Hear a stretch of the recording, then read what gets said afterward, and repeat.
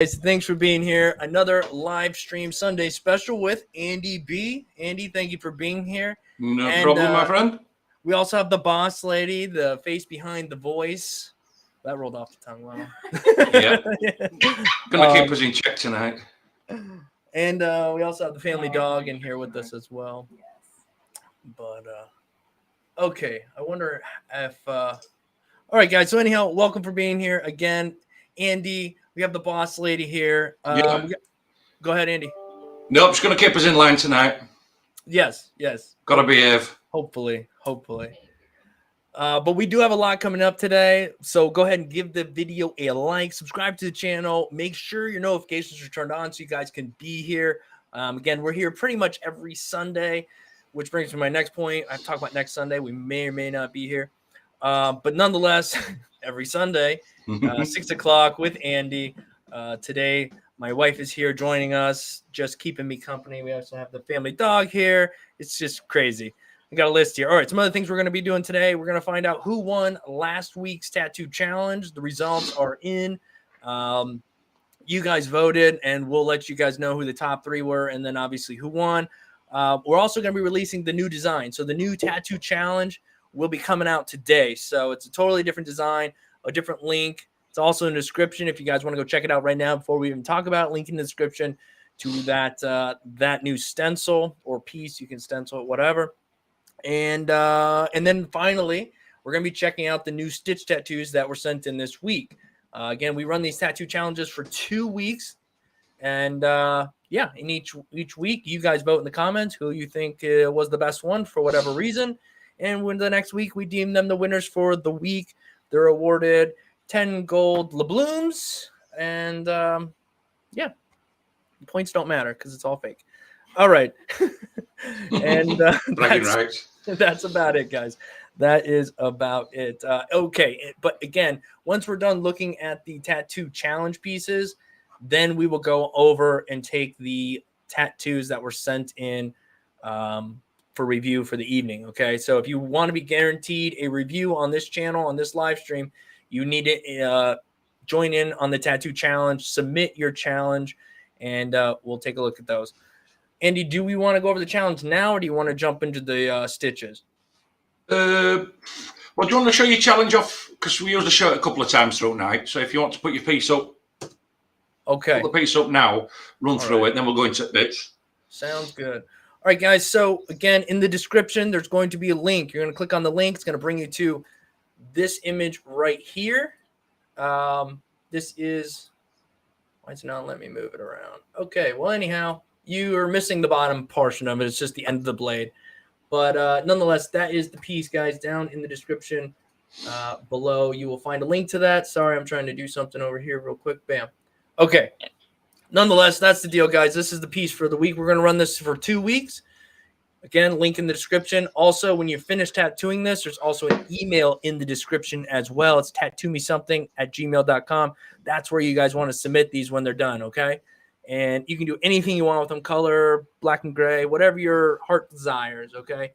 It's just something fun, challenge that we do here. Okay, moving on.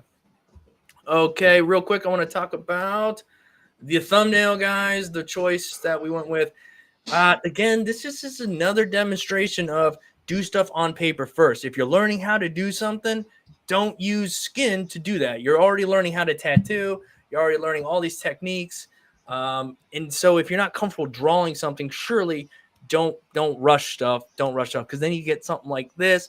Also, if you're not a tattooer, this is what can happen if you don't pay attention to who's tattooing you or you just go with the cheapest guy. Sometimes that is a good option depending on his skill level, but not always. So anyhow, that's the thumbnail today, guys. Where are you guys watching from? Let me know in the chat right now. Let me get something on the screen here for you. All right, here we go. All right, guys. So anyhow, where are we talking? Where are we from? Like traditional tattoo. It is kind of a traditional looking piece to some degree, but at the same time, it's really open to interpretation. I think you can do a lot of things with this piece. I'm kind of stoked. I would like, if somebody around here wants to have this tattooed on them, let me know. I would love to give my version of it. But really don't tattoo a lot of fake skin anymore. As Andy will attest, it is, I don't know. If I'm going to spend the time, I'm going to spend that time on real skin nowadays. Yep. But that's just my opinion on that. So anyhow, all right. Well, Andy, I've been running my mouth for a long time here. No problem. We're going to get there. Shall we dive in? Just do it. Let's do it. Okay. Casper Crowley is up first. Casper Crowley. All right. I had a hard time with this stencil sticking to the real skin. I did find video after saying the best way to get one to stick, so I will try it next time. So the mouth and the nose area is freehand. Oh, man. Best I could do for now, but please be honest. Don't hold back. I'd rather you tell me where I am failing and having go forward, mess up someone's skin. Thank you. All right. So anyhow, let's take a look. Dude, I like the look, dude. I just not expecting this. This is kind of cool, man. I get it. He had to freehand some stuff, and you know it is what it is. It's not the greatest. The diamonds aren't the greatest, but just from a design standpoint, that's pretty cool, man. He's even got him send a little bit of script tattoo on his leg as old stitch and a few earrings and graffiti artist. Dude, that is awesome. That is awesome. Wow. Okay. Well, I guess we better dive in and help him out. Yeah, we better dive in and because there's a few quite a few areas that he needs to pick up on. Specifically, the one that obviously jumps out the most is going to be the thin line diamond. This one is probably the least, and the cans aren't too bad. You can get away with a little bit of this, but you can kind of see where we've had to go over several lines a few times. But it might have been because you're trying to get a larger line weight, so you lined one side, lined the other, and then filled it in a little bit. Could be that. I don't know. These might be a little harshly put in as well. I don't know. I like the stippling though, Andy. Yeah, stippling's, to be honest, if I were to say anything and not being awful, I would say stippling's about the best on this. Even the larger diamond, it's missed in places. It seems to be packed in black, but we've got wobbles, we've got bubbles. Lines don't follow through from one side at claw to other. And there is areas that, because there's a lot of small mistakes on this, it makes it look like one big mistake. Right. And that's what draws your eye in. Now, like I said, the stipple shading's not too bad. It does look like we've got areas that have been gone over a few times, and I don't know whether the upright crease on the right leg looks a bit overworked. I don't know whether the skin looks a bit chopped through on that. It could be just a light. But I like the design concept. Yeah, that's my favorite part. I feel like with that design concept, if they could just really, practice it a few times, maybe really hone this in, get those lines a bit crisper and consistent. This would be a cool one, there's people that somebody said they would wear it, and I think if done really just a step or two better, it would be wearable. Yeah. So, but it's designed to show exactly what it is. It's fundamentals. It's all about fundamentals and getting your lines in as smooth as you can, as crisp as you can. And obviously, this person just needs to keep working on the lining. Yeah, that would be the biggest thing here. That's pretty much it. It's not botched by any means, but if you're looking for improvement, you need a little bit more consistency in your lines. And all right. Yeah. Well, Casper, thanks for sending it in, man. Next one is Daniel Lloyd. This is cool. It's looking cool. Bam. Oh yeah. Whee. I'm liking this straight up. I'm liking this straight off the bat. Yeah, love how he did the green and got a nice depth on the green too. Was able to take it from a light green and really hone it out the right amount and then kind of really finish it right into the triangle. Same with the oranges too. Same with the orange and the ears. Yeah. Like I said, these has gone from a purple to a magenta to a pink. Graded them out. Looks nice. Looking at his lines, I can get a little bit 98%, 99%. Yeah, this is nice. It is nice. Crisp. It's crisp. Colour's super solid. Man, I love it. Even, you know, this is the stuff I was talking about last week. Just like you have your base color, but then you got this little extra to just put the depth in the ears, a little bit down here, and then you highlight it with some white, which sells even more of a bit of a curve in the skin with still keeping it cartoony. Yeah. Love it. And I don't know whether it's an illusion or whatever, but the right leg that's in the diamond with the orange, it looks to have just got that one shade darker than the rest of the body. Yeah, I think everything in here is just slightly darker if I'm reading it correctly as well. Yeah, cool. Nice base, super solid. Yeah, definitely nice like it. Really Anything well would just be personal preference, and I personally I'm fine with it. Yeah, nice base. Hi, Steve. It's quicker than texting or messaging out there. Yeah. Evening, everybody. Thank you all. Just kind of glancing at the chat here and there. Thanks to everybody for being here. And people are watching from everywhere. Love it. South Germany. Somebody's watching from a train station. Montana, Florida. I asked the question earlier. I never went back to say hi to everybody. Arkansas, Savannah, Georgia, Kentucky, Texas, North Idaho, Mexico, right on, Indiana. Dang, I like it. We have a vast number of people from various locations. All right, moving on. I'm having too crazy of a day. All right. Wow, that's hey, a picture. Johnson here from Denver, Colorado. This was my first attempt at watercolor, and it was definitely challenging. The colors weren't as bright as I thought they would be. I tried just rinsing my needles with distilled water, but not. I don't see anything else. Let me see what happened. Okay, hang on. I'm trying to get the rest of it. I want to make sure we can read. Sideways? Oh, geez. All right, yeah. But not sure I need to switch between colors. Anyhow, I still kind of like what happened here. I love watching you guys and appreciate all your tips. Thanks for the feedback. All right. Well. Oh, right. Wow. Well, I'm going to look at the line work first, Danny. Yes. Let's go line work. Let's go line work first. Yeah. Because for me, that's the redeeming feature. I think, I'm with you here because the line work is not bad. No, you got a little boo-boo, but it's not that big a deal. But around the ears, this is decent. Yeah, around the ears is not bad at all. Right. The bottom right-hand corner diamond, I would say, is better than. Well, no, they're probably about the same actually. Yeah. Don't look bad. Where it has got away from him, unfortunately, is the watercolor. Yeah. It cannot be as easy as it looks because you're having to use, well, you know yourself, Dave, you're having to use multiple colors, multiple shades of the same colors, 3 or 4 blues, 3 or 4 pinks, greens, with maybe skipping 2 tones each time. And it's a case you're either putting it in with water and you're working in smaller areas with the color. I understand what he's going for. Yeah. But also it's not put in smooth. You see this, you can see the graininess, and it looks like it's been scribbled in. Yeah, well, it's not. It was like as if it were whip shaded in, instead of packed in. And unfortunately, you have to pack the color in, even if it's supposed to look like watercolor. Like we've talked about here before, Andy.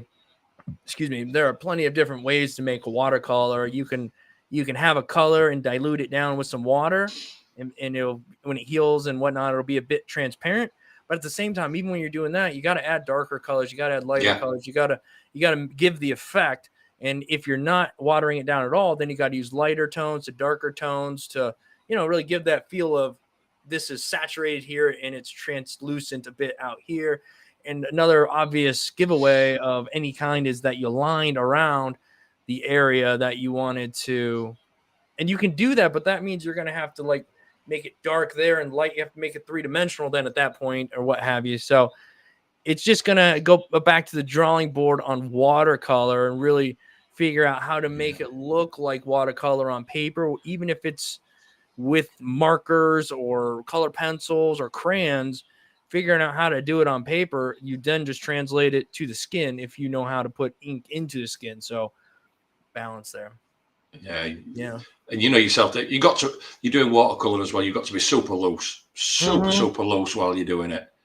Yeah, it's fun. It is fun. It is. Yeah, your structure for, like you say, for your lines and that all goes out window. You just got to be super loose, super fluid. Otherwise, and it's a hard thing to get your head around because everything else with tattooing is like regimented, straight, bold, straighten it up, and smooth, and like I say, watercolor. Depending on which style, it's super loose. You've just got to get out of that.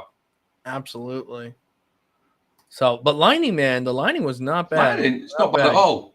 Yeah, tried something new. Hey, yeah, that's what practice skin is for. It's didn't quite hit the mark, but that's off. Oh, this is the one that as you finished. He got her done. He got her done. And here shortly, guys, once we finished going through these emails, I'm going to let you know who won from last week. And again, let me back up real quick before we get to that. Guys, let me back up a little bit further. Where are we at here? Casper's first. All right, guys, if you want to vote, remember, we got to vote below after the stream or whatever, or now, I don't know, whenever you can comment below who you want to be the winner, obviously. So if you like Casper's piece, then go ahead and comment Casper below if you want to vote for Casper. If you want to vote for Daniel in this pretty cool piece here, go ahead and comment below Daniel, and you can put his whole Daniel Lloyd if you want, whatever. We'll kind of count it, right? So if you want Daniel, go leave a comment below. Just let me know your votes for Daniel. If you vote for Olivia Johnson, then let me know down below you want to vote for Olivia Johnson. Just leave a comment below. Let me make sure I didn't forget anybody. This is the one we're on right now. Okay, so here we go. Robert was in last week's running for the Stitch tattoo, and it was partially done, and now he's telling us he has completed it. And yeah, wow, very wild in the ear too. Kept it very dark. Things are happening. There's a lot of things going on in that ear, though. I think I like it. It looks like sometimes it kind of takes a while for things to set in. You're like, yeah, that's wild. I love the black and gray leg. Super nice. Like the way he did the black and gray too. Very smooth, saturated. Like blue's awesome on it. I mean, his ear looks highlights. His ear even looks like it's got an earplug in it. Some sort of earplug in it. It might actually. It might. Might right here, but it does feel like you can reach in the ear. I like it. This was one of my personal favorites from last week. It's crispy as this. It's crispy on lines and everything. The outside, the fatter diamond on the outside is 99%. Yeah, going around there, it's looking pretty even, pretty good. Even the top butterfly, where it was dark, and he's gone the single line around the outside of the wing. Yeah, the really outside helped. Has really helped that out, because I don't think that was on last week. No, it didn't have that outside bit. No, that's helped it a lot. As that, to come along. I'll still stay the same. I think the butterfly and the other diamond is a bit dark in comparison for this piece. Right. It would have been a bit nicer to have it a little bit lighter, but that is artist's choice. Yeah, I agree. This was the one part that, and it's not horrible or anything. I just know that on human skin, sometimes I probably do the same, and judge things sort of as if they were on. How would this look on human skin sometimes? And this is going to blur together kind of quick unless there was a bit more breathing room in between the orange and the black. But it was a cool idea. Maybe just have not put all the black. But we already talked about that last week, so I don't beat him up on it. But yeah, guys, that's cool. I like it. There's some other cool ones too, but it's a cool one. If you guys want to vote for Robert, comment Robert down below. What do you think? Did you like that one? I like that one. Chris, you are up next. All right. Hey, guys, I have sent you a tattoo 2 weeks in a row. This week is 5 tattoo. Tattoo number 5. The struggle is real. I did this piece 3 times. Wow. I'm sending you 2 and 3. Thanks for input. I have appreciated all of your input in the past weeks. I just received some real skin. Thanks again. So let's see if these are real skin or what they are. I think that might be real skin, but let's take a look. All right. Hey, this is different. It's different. I'm not in love with it. But it's not bad. It's not 100%. It's not bad. No, not bad. Unfortunately, sometimes you have the shading that screams at you, the lining. This one's actually the lining is screaming, and then just this arm. Because it's this arm for me, I don't know, maybe there's a bit more shadow there, but this is very light and this is very dark. Yeah.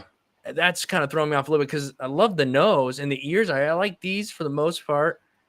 Not a big fan of the shading in the back because it doesn't kind of carry through. We have this dark diamond here, and then the diamond itself just needs to be a little bit more saturated. But I think this is, I'm not sure. I think this is that cheaper fake skin. So I might have been really struggling on this one.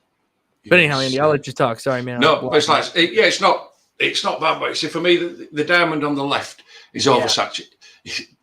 I'd class it as oversaturated. There's too much dark in it. If we'd gone from dark and faded out to light, and had a bit more light in that, that'd have been fine. And same with the big diamond, with all the diamonds. If you'd have run it from black and faded it off, just got them a bit smoother, you know. And I think that's where it's lacking there. But I'm with you. I think I understand what he's tried to do with the back legs. He's tried to put them in the shadow, but it hasn't quite pulled it. It hasn't quite worked. Right. I do like the ears. I'll be honest. I mean, he's not done a bad job. He's not done a bad job at all with the ears. No, keeping them round at the top, keeping the shading round on the inside of it. Not bad. Some of the lines are nice. Some of the lines are in. Some of the lines look like they've been gone over a few times, and have consistency issues, especially with the bigger diamond. As you can see, that bottom left section, it's a lot thinner in comparison to other parts. But again, it's like we've said it past. This is things that you've got to look for. A load of little minor errors all make up to one big error. And this is where you've got to be super critical of your own work. Absolutely. And that's the thing is, that's when I think there was a time where you're making tattoos and then you're like, all right, why isn't this tattoo looking the way I want it to? And you find it's all just in the little details, all in the, the more you're at it, the more you kind of start to see that, those two lines aren't connecting. That is throwing that piece. Or those four little lines not connecting overall is causing me not to, whatever. So those skills are being developed now as you look at your own work and you critique your own stuff. No, but he sent two in, Andy, so we could take a look at the other one. All right. Okay. So I think we still struggle from most of the same lining, but it is much better. The shading in the legs is better. Yes, the shading overall in this is quite nice. It fits. If you're going to do a simple shading and kind of keep it in this style, I think they hit it. It looks a little unfinished, and it might be, but from the lining still needs a little work. Yeah, the diamonds and what have you, but an improvement for sure. Few saturation issues, but the actual shading, the whip shading, and the look of it is a massive improvement. Yeah. There's more open space in it though. Like we said before, sometimes a little bit less is more. Absolutely. And it's kept that right. The leg in the right hand diamond is kept that open, which works. So this is a lot better. This is a huge improvement. Yeah, big improvement to the first piece. But keep smashing them out. Keep. That's a testament though to practice. And this is number 2 and 3. I think he did one. He didn't even send us. So he did one, did it again, and then did it again. And there is improvement there. It's not perfect, but there's such improvement. So that was really cool. Thanks for showing us that. And if you guys want to vote for this piece, you want to vote for, if you want to vote for Chris, go ahead and comment down below. Chris Beacham. Anyhow, all right, thank you, Chris. Next up is again we have 3 more of these guys. Then we'll be going to check out your live work that you sent in since we've been live, and also going to let you know who is the winner of last week. Oh, okay. All right, so I think this is this. Did we look at a piece just like this? All right, let's go ahead. Tattoo Channel, what's up, guys? My name is Daniel. Been tattooing about 4.5 months. Let me know how I did. Thank you, guys.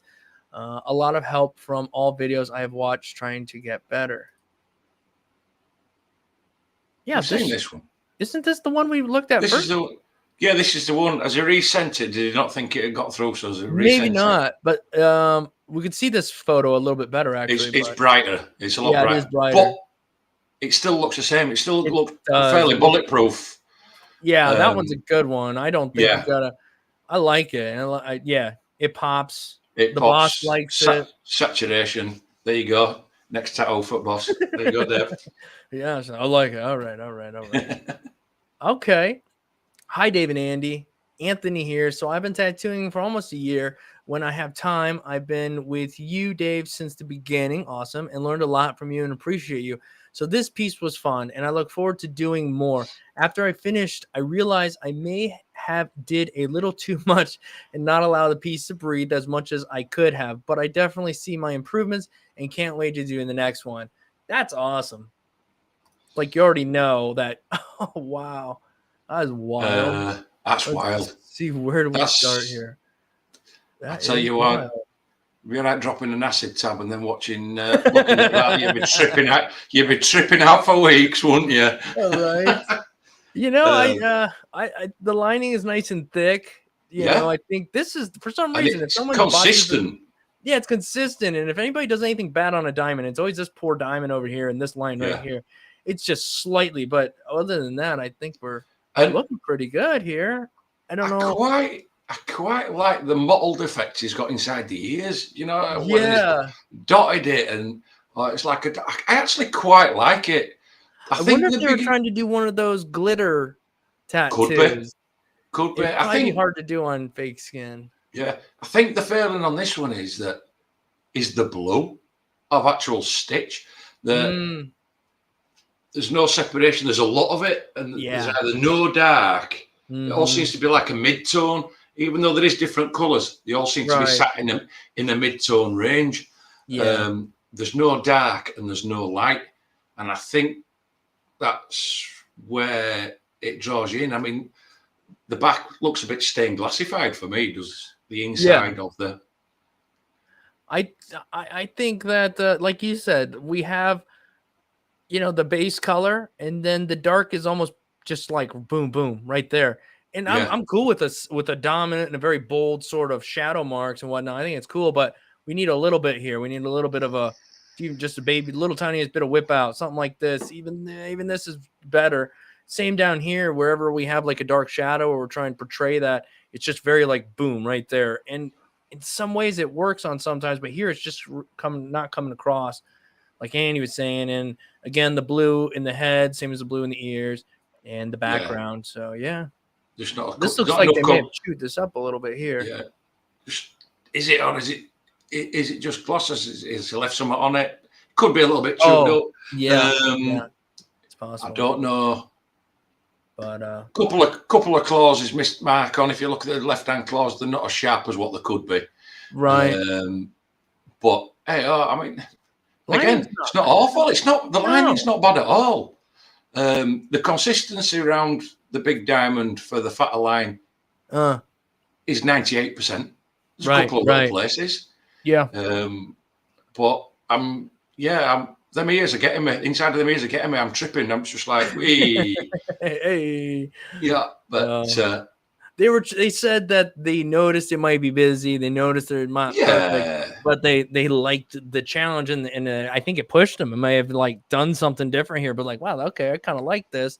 I know I got to get better, but I remember being there. I was looking at work going like, oh, I see the flaws, but damn, I really nailed some of those things that I've been struggling with or whatnot.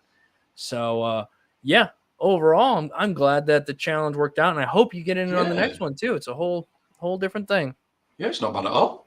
So if you guys want to vote for Anthony Paul, right here, guys, comment below Anthony Paul or Anthony. Boom. Lastly, we have today for our Stitch Challenge is Lucas Dooley. All right, so let's see.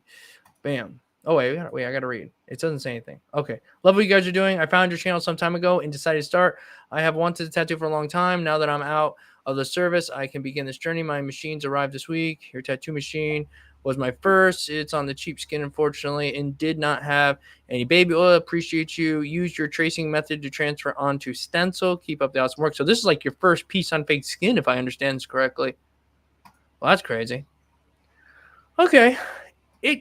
It does read a bit like it's one of the first things you've done.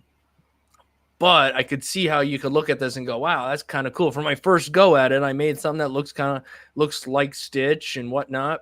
It's, it's just not clean. The saturation is not quite saturated. I think you picked good color choice. That can be a thing in and of itself. Some of the lining's decent, but geez, man, you got so much to learn on this cheap piece of fake skin. So I mean, good on you for practicing and getting something like this out of it. I don't know whether it's just that it's not cleaned off or what with this, but there's two areas on this that actually you've got the pumpkin, and can you see where the yellow drifts off to the left hand side of it? Yeah, really fire. I don't think that's intentional though, because he did say he couldn't clean it. He didn't have any baby oil. But it doesn't actually look too bad. And the same with, around the yellow part in the Stitch's name tag, where it bleeds onto the blue, and it's got that yellow glow. Yeah, actually, that part's not actually too bad, but you can tell it's very, very early in his tattooing career. There's a lot to sit down and take in still. And best thing I can say is fake skin. Keep it small to practice. Practice lines. Practice some saturation with black. And keep going. Yep. Somebody says it's very painterly. Yeah, and I think there's just a process you go through when you learn how to take the skill you had somewhere else, whether it be painting or whatever your thing is, or airbrushing, anything. It's just going to take time to figure out how to do this thing, this new skill and then as you develop your basic, the skill level, then your art form can really flow better. Anyhow, but everyone's saying more black in this one as well.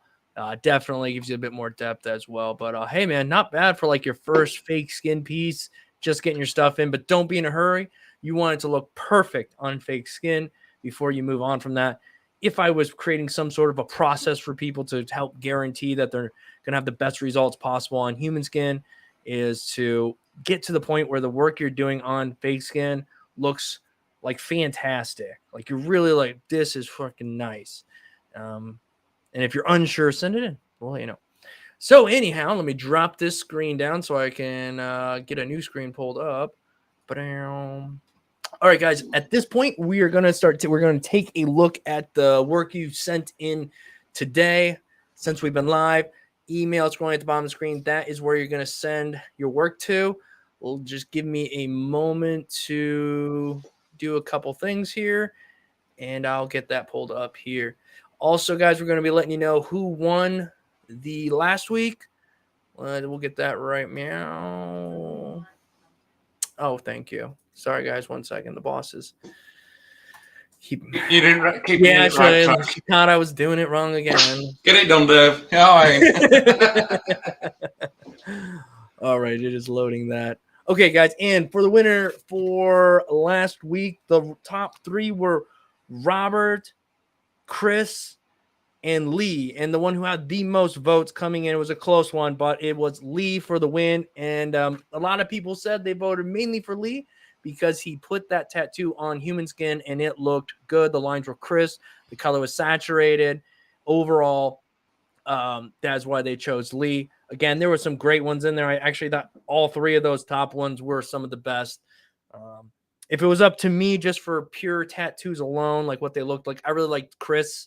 He had the cool background with the sunset and stuff. As a whole, I like that one. And then if I want to choose Robert because his was like the most like truly three-dimensional, wild, really liked it. And then obviously Lee's was super solid on human skin. Client was in the chat, so we got to say hi. All right. Holy smokes. Let's see. All right. We're going to go down to right here. This was the first one. Anthony. All right. Let me get this changed so everybody can see. All right, guys. So with that being said, again, if you guys want to get in on the tattoo challenge, there will be links in the description.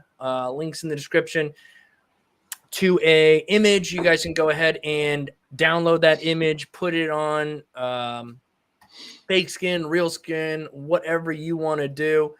And there's also an email address down there in the description. That's the email address you're going to send the work to when you're done. and you're guaranteed to have that work reviewed either this Sunday or the Sunday following. So this Sunday coming up, if we're live, we'll review them. If not, we will be reviewing the week after that. And here is that piece. If you guys want to enter, this will be the piece. And again, for some reason, I can't adjust it. But anyhow, there you go. That's the piece. Yes, I know, but it requires an extra click. There we go. Bam. All right, guys. So this is the piece. If you want to get in on it, you can do whatever you want with it. If you want to color it, shade it, cross hatch it, it does not matter. It is totally up to you. That's the fun of this challenge. And that challenge is going to run for 2 weeks, guys. 2 weeks. And next week, we'll let you know who the winner of this last week we just looked at was. So again, link in the description for this stuff, guys. Just have some fun. All right. Let's get out of here. Guys, go ahead and, oops, I did something wrong again there. Follow Andy over here at LS Inc 2019 and on Facebook at LS Inc Tattoo. Bam. Okay. Now we are going to be looking at the live stuff, starting with Anthony down here, our first piece of the day.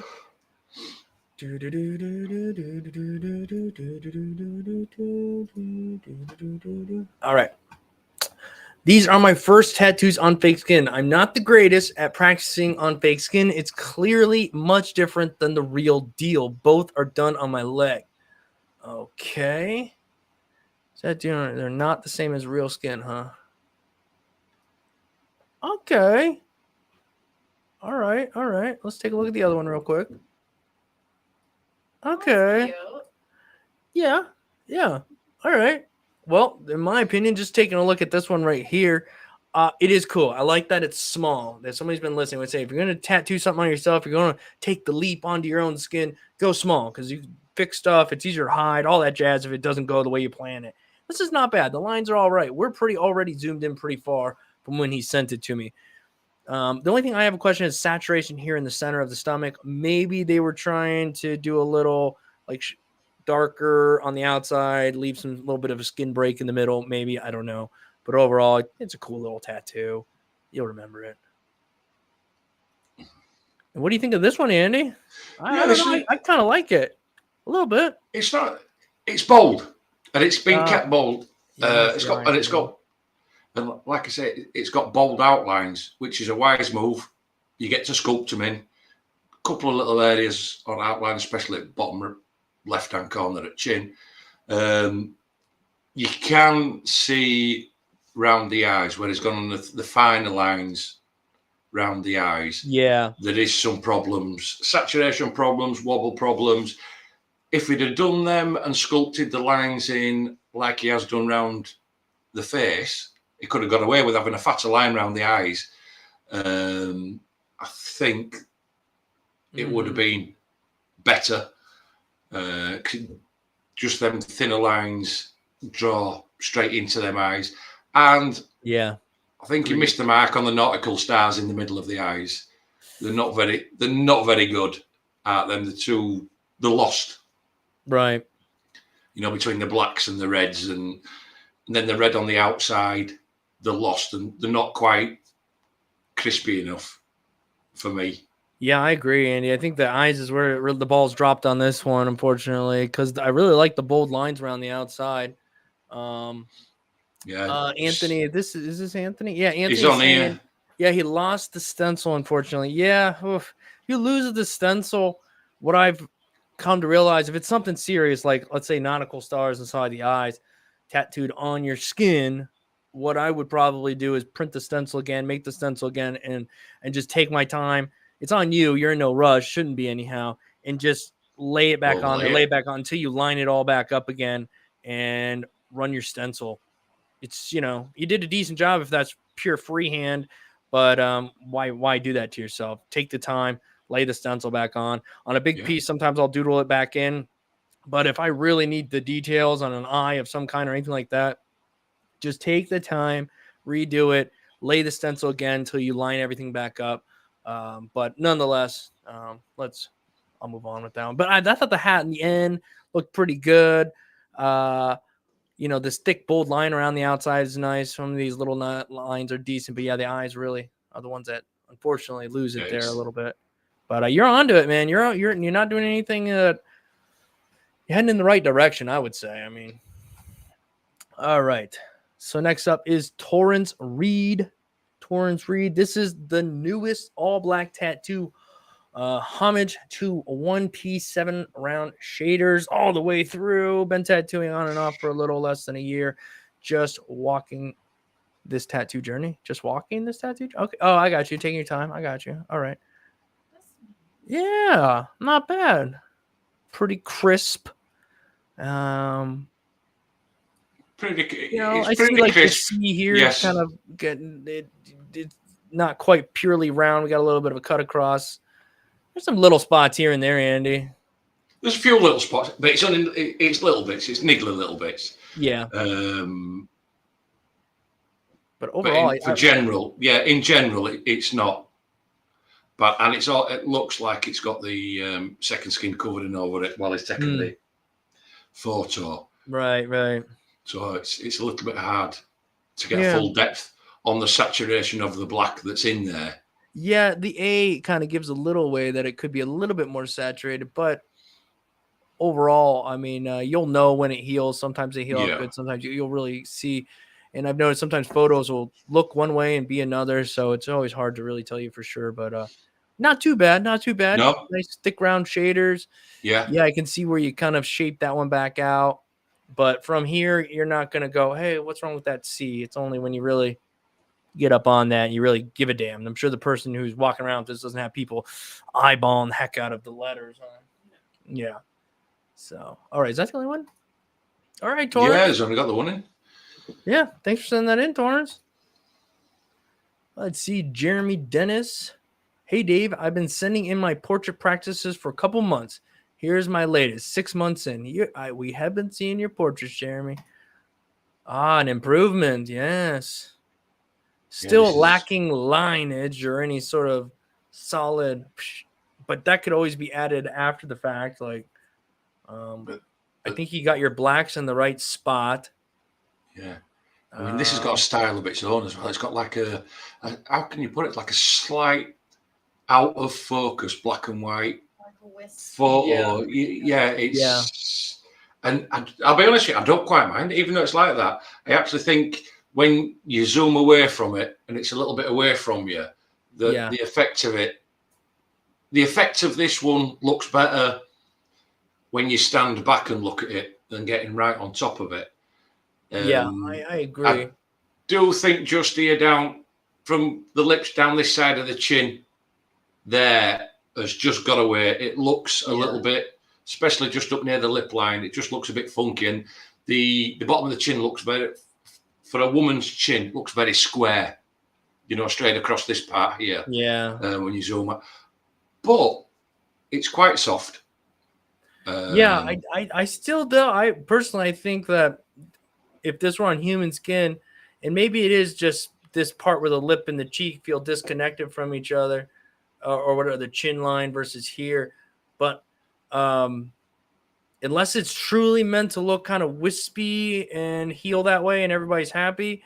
But if not, you're going to have something over here, whether it's a background or something, because the side of that face is going to lose its shape over a very short period of time without something to kind of keep it together here. But aside from that, I think it would be cool. I love the hair. I like how it's like, again, kind of your brain puts it together. It's not overly detailed. The whole thing is kind of just enough, but it lays nicely on the eye. The ear might be coming off to me a little bit on the dark here, but man, overall, I think it's cool. I remember his other pieces he sent in, so to see it now, it's like, yes, we're definitely solid improvements.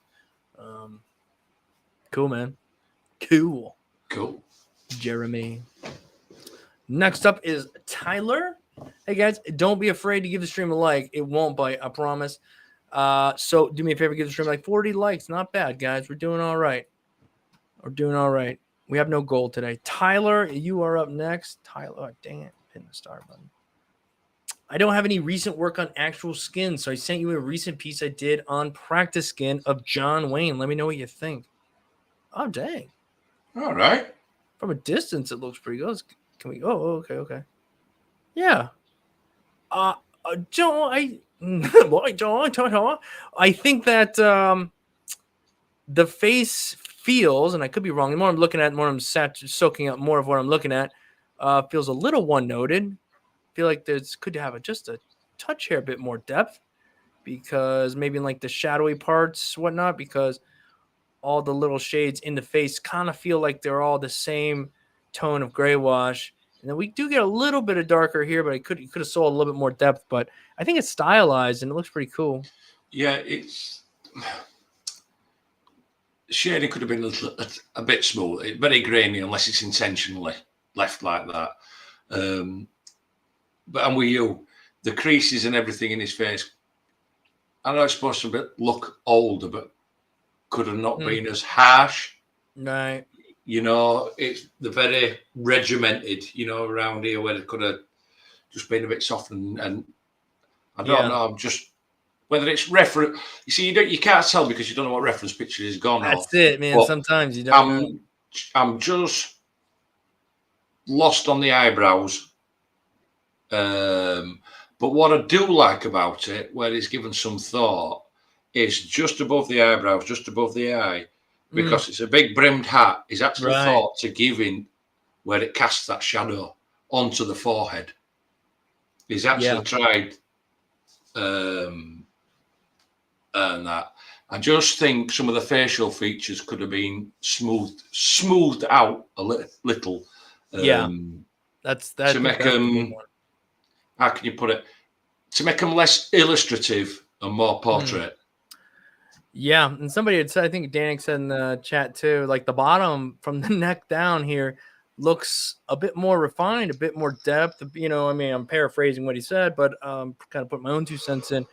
Yeah, we have I don't know, things are a little bit more dynamic and crisp, and then we slow up here, mainly in the light spots, and where it's supposed to be darker. I feel like maybe that should have been the way he was done, and then darker for the shadows. I don't know. I just feel like we get a little bit more of a glimpse into what's happening, and we're in those darker spots. But yeah, so maybe try a little bit more of a dynamic range in the face and smooth stuff out just a little bit more. But that's pretty cool, though. I mean, it's not bad. It's not bad. You know who it is. What's that? So that's a win. It's definitely a win when you can tell who it is. Yeah, absolutely. So I want to make sure. Okay, that's the only one. All right, next one up is Florin. Oh, we got a boatload of them here. I'm going to boogie through them. Okay. And yeah, very interesting. I wonder what sometimes I look at a piece, I'm like, yeah, that looks like it all makes sense. Sometimes it's like, were these like 4 different pieces and we just shaded around them all and made them one? And then I don't see the connection, but sometimes you look at some pieces and that, and you wonder what people go to bed dreaming about. Really, it's like blows your mind. Oh, somebody says these. Oh, okay. Somebody's telling us. I'm thinking these are songs from the band Rammstein. Jinx. Yeah. Okay. Well, I think they're done okay. Personally, I mean, the shark looks kind of cool. The baby here, they're gonna heal up a little bit better than they look right now because they're kind of put in a little harshly. But the lining is where you can kind of see the biggest flaws here, in my opinion. Softer shading could have been something, but overall, looks like I like the shark. Shark's the best one on there for me. And then even for you zooming in there, it's got the teeth really crisp. It's gone in there and spent the time on the teeth, getting that really crisp. And even the lining over the top of the shark is better than round. Is it the baby or the doll's head, and that? But yeah, overall, it's I think it looks cool. Piece. Yeah, I think maybe it was really just right up here because the lines look nice, much nicer down through here. So you're probably just trying to give a little texture to the hair or something like that. I don't really know, but again, that's pretty far zoomed in as well. All things to consider.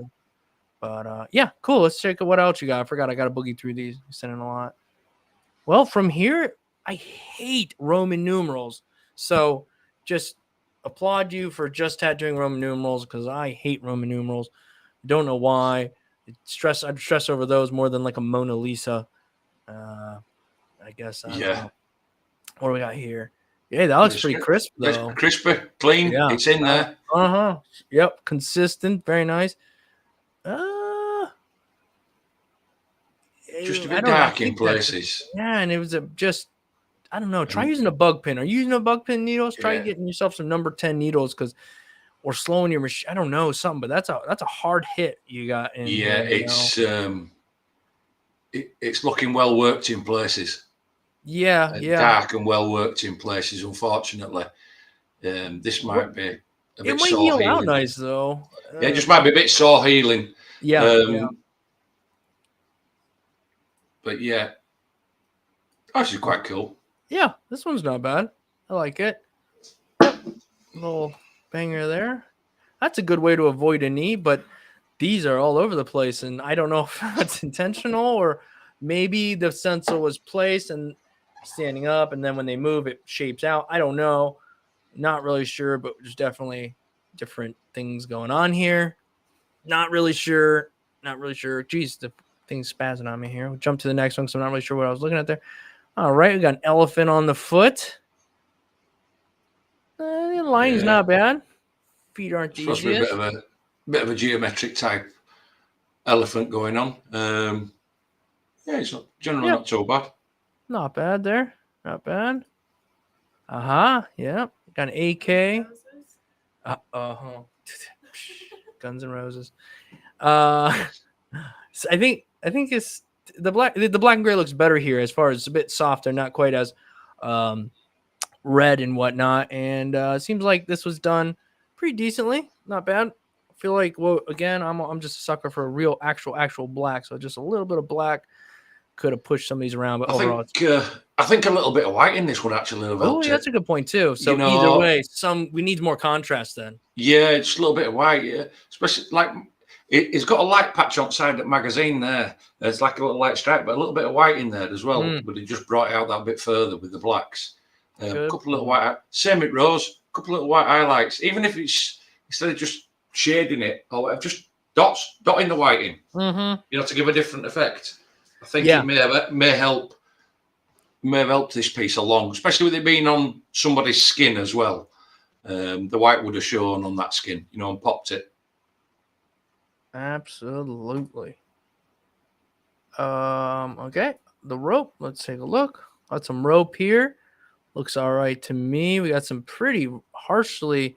Yeah, I think it's just you're hitting too hard. Your machine is punching the skin just a bit too much. If you're using a hard, longer stroke machine, we got something written here in Rose, the client wanted to tap out and couldn't do the white anymore. Oh yeah, that's pretty common. Yeah, if you didn't, he was talking about not being able to put the white in because the client didn't. Yeah, nowadays I've gotten a bit more like, and we're gonna put the white. I do give a choice, but I'm a bit more pushy with, and not a lot, just a little, just enough because we're putting the white in this thing. This was built to have white in it. Some tattoos are built to design with white because that's what's going to make the certain parts pop that without it just won't. So I get you though, bud. I mean, just turn your machine down or something. Your stroke is. It's in chat. It's John D that's in chat. I mean, what machine are you using? I mean, shading at 8 volts, John D. I mean, it's quite high. Yeah, especially depending on the stroke of the machine too. And even at 3.5 stroke, it's high. Well, I only say that like the Bishop on shader I use, I run that pretty high, around 8.5 volts, but it has a weaker motor. It has a designed brushed motor, so it's weaker. So you have to run it a bit higher. But most machines are brushless machines, and 8 volts, like Andy said, is too much. So sometimes you probably watch my videos. I'm like, hey, I'm running 8.4 volts. That's on that machine. Yeah. Most machines, 8's a lot. Yeah, and then it'll depend. So you've got the other factor in as well. It'll depend on whether it's a direct drive or whether it's a swash drive. Right. If it's a swash drive, it will generally hit a little bit softer anyway than a direct drive. I mean, mine's 3.5 millimeter direct drive, and at 8 volts, I'll be pushing a needle straight through somebody. It's like trying to skewer them. There are some people that might be watching, and they run their machines really high, and that's just how they do it. Then so be it. But looking at this skin, it's telling us that you're doing something too hard, too fast. Back it off. So watched some things and people talked about how they have like they run the machines and they're long stroke and heavy hitting machines at like high voltage, but their hand controls so much of that they're able to softly do things. So I don't know. Anyhow, same here probably. All right. I think Florin overall, man, it's looking good. It's looking good. Just gonna have to just clean it up a little bit more, make a few adjustments here and there. It's just a fine-tuned thing. And just watch, like I said, John, just watch your shading. Either pull your needles back into your tube a little bit, turn your machine down, try turn your machine down a volt, 7, pull your needles back in a little bit. And just, instead of jamming them straight into the skin and going brush, just learn to brush it in and brush it into the skin instead of jamming it in there, grinding away. For sure. It's just got to fine tune. It's just fine tuning. He'll finally and he'll eventually get there. It's just fine tuning his hand to his machine, to his ink and style that he's doing. And guys, let us know how the stream is, man. How it's coming across, clear, whatnot, better than before we upgraded the internet here, so we have a much faster upload speeds. And I'm just curious to see if you guys can see an improvement on your end. So let me know as we go along. If you're like, yeah, I notice an improvement or anything like that, it'll make me feel better for the added costs I have to pay. For at least if it works, I feel better. If it's the same, I'm like, crap. All right. Some practices from George Gonzalez. Some practices and some on skin. There are my first 2 tattoos on skin. Okay. I got some practices and then some on human skin. All right. Ooh, I like that. Oh, that is cool. I was just looking over at the chat real quick. She's spoken. All good on my end in North Ontario, but I also have Starlink. You dirty dog with your Starlink, Aaron. Perfect on my end. Okay, good. I'll take it. That's good enough for me. All right, Alicia, what do you think here? You just like it, huh? Yep. I like all the colors. I like very colorful. So. Yeah, and the lines are really nice and crisp, too. I like the thick outline on it. It kind of makes it older and stand out more. Absolutely. I agree 100%. I think that's it right there. The thick outline, the little bit of skin breaks here and there, and the smooth color blending. And guess what? It's colorful, but look how much black is in it. Isn't that wild? How you need that black to make the colors pop, to give it dimension. And then you got to find ways to let the piece breathe. Well, it's a balancing act. I think they nailed it. I like it a lot. I do too. Yeah, crazy wild piece. Yeah. It's a crazy wild piece. That's a mind you want to be in right there, Andy. Andy's always saying like, yeah, with a mind of come up with that. That's it. That's cool. But it is nice piece. It's well saturated. The eyeball. I love how he's done the eyeball. The greens. The time the different greens put in there. Oh man. Yeah, it's really spent the time on this one. Nice piece. Well done. Yeah, Aaron says that's an acid trip. Yep. Yeah, man. Yeah, but they was in the right mind, I would imagine, when doing. Now this is what is happening here. Okay, it's a girl's face behind him. It's okay. Whew, thank it God. Is. That would have taken a minute. It's hard to read. It is hard to read.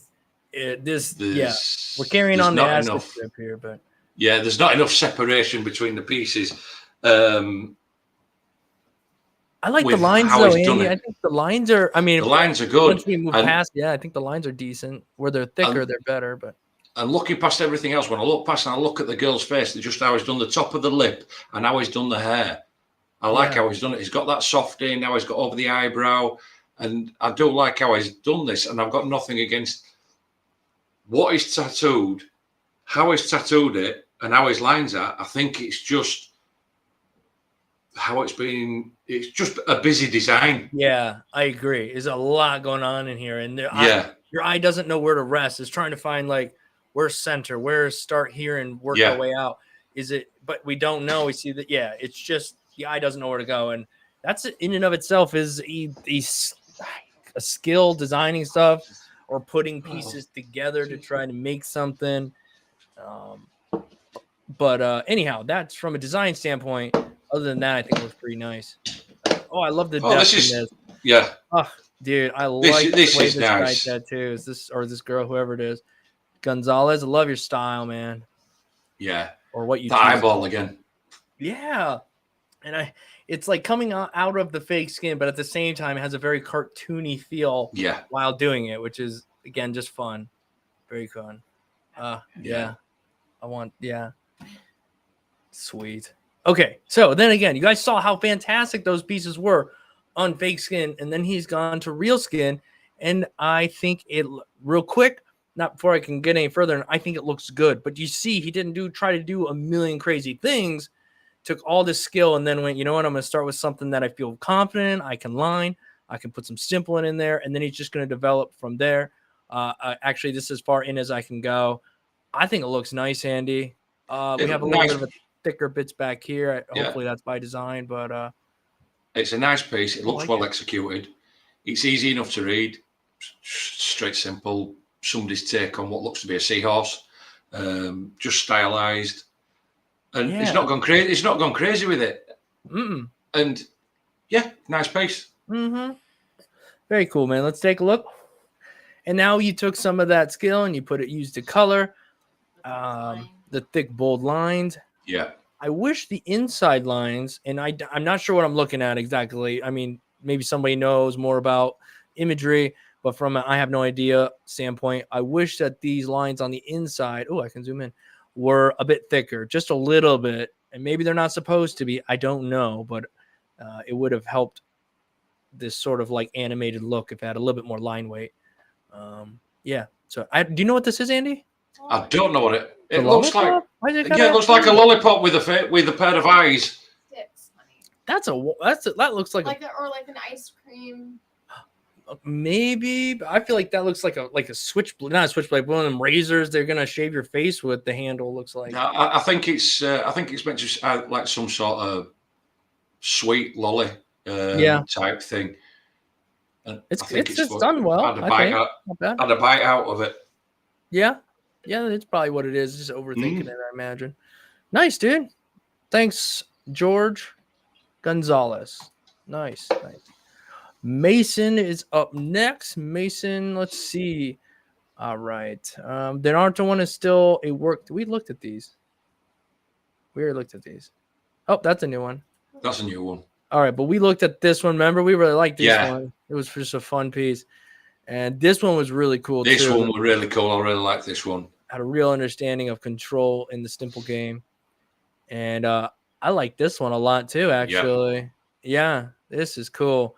It's a very, light thing here. And to add this and do it this way, this is kind of I like it. It's cool. Saturated well. Yeah, it's nice, is this. I do like it. Saturated well. Executed well. Combination, just all colour with just that little bit of black in the bird, just to make it pop out. I think it's really good. Agreed, Andy. It really did make pop out the white, the black. Yeah. Nice job here. Nice job. Is there another one? Oh, we looked. Yeah, okay. But then if anybody's watching, the reason why we skip past the other ones is because we looked at them last week. So moving on. Robert Butcher, you are up next, Robert. All right. The shark was my very first tattoo on real skin, and the jack-o'-lantern is one piece of several pieces for a half sleeve I'm working. I'm hoping I can get some feedback on these and then possibly send in more in the future as I go along my journey and become better. I greatly appreciate your videos. They have taught me a lot. All right. Oh, excuse me. They've been tattooing for 6 months. So anyhow, let's see. Ooh. I don't mean to get this close, but I just seen it from here, so you got to go. Yeah. It's not that good, unfortunately. We've got blowouts. We've got wicked not holidays. saturated. Yeah, I mean, bottom of shark there. I mean, you start coming down, there's a wicked blowout down its back. And also in that section, first section down its back, where can you see in between with that up there, go a little bit further up, Dave. There's that tiny little section there. Can you see blowouts all the way around? Yeah, there? and then I can even see it up here, down here, right here. So we're definitely going too deep. And then just the lines, as you can see, you know what I mean? This is over here, like we've gone past the line. These are kind of shaky, and You know what I mean? Maybe not stretching good. And then obviously when you're filling in the inside, you got to fill it. We have a lot of little openings all throughout this thing. Smart on you to go simple and kind of do a silhouetted thing or something that's full black, but you got to put it in there. He's in chat. Yeah, Robert, I understand what you're saying. You were so nervous when you were holding your breath, but that's one thing with tattooing. You've got to learn to relax. You've got to learn to get in control of it and breathe. Because the problem is, if you hold your breath, when you start pulling lines, if you hold your breath, you can't hold your breath forever. At some point, you'll take a deep breath, and then that's usually when you chuck a line fart, and it'll go somewhere where you don't want. So if you can learn to breathe, breathe through your nose, get some control, and it helps. Yeah. But again, I mean, from a distance, you know what I mean? It's not bad, but obviously that's not what we're going for here. So when this heals up, you might want to go back in there. You learn something when you see it heal and whatnot. Would you say it was on your wife? So even better then that you'll have the opportunity to get back in there. And the jack-o'-lantern, this one is a little bit better. It's a little bit better. But it's just kind of, it has that incomplete, kind of a rushed feel, mainly because of this black going on in here. Uncontrolled. It's lacking some control. Yeah. Blowouts again. Right hand side, that little bit of scroll work blown out. Yeah. Just top here. Leaf. Yeah. Top leaf as well. In first V at top leaf on right hand side, it's blown out. You know, can you just in top? Right here. Yeah, can you see it? It's quite a bad blowout, is that one? But look, we got some here too. In there. All this right here. It's a hard thing to not get blowouts. Especially in the beginning. Yeah, and I mean, most tattoo artists will tell you they will still get blowouts every now and then just because it's skin and it's the nature of the skin and you can't predict everything. The thing is, you're trying to minimize any blowouts, and any blowouts that you do get not be big ones, if you understand, if that makes sense. Right. You might get a tiny little bit of furdiness that when it heals may go away, you know what I mean, it may heal out or whatever. But there's some quite heavy blowouts in this, obviously way too deep.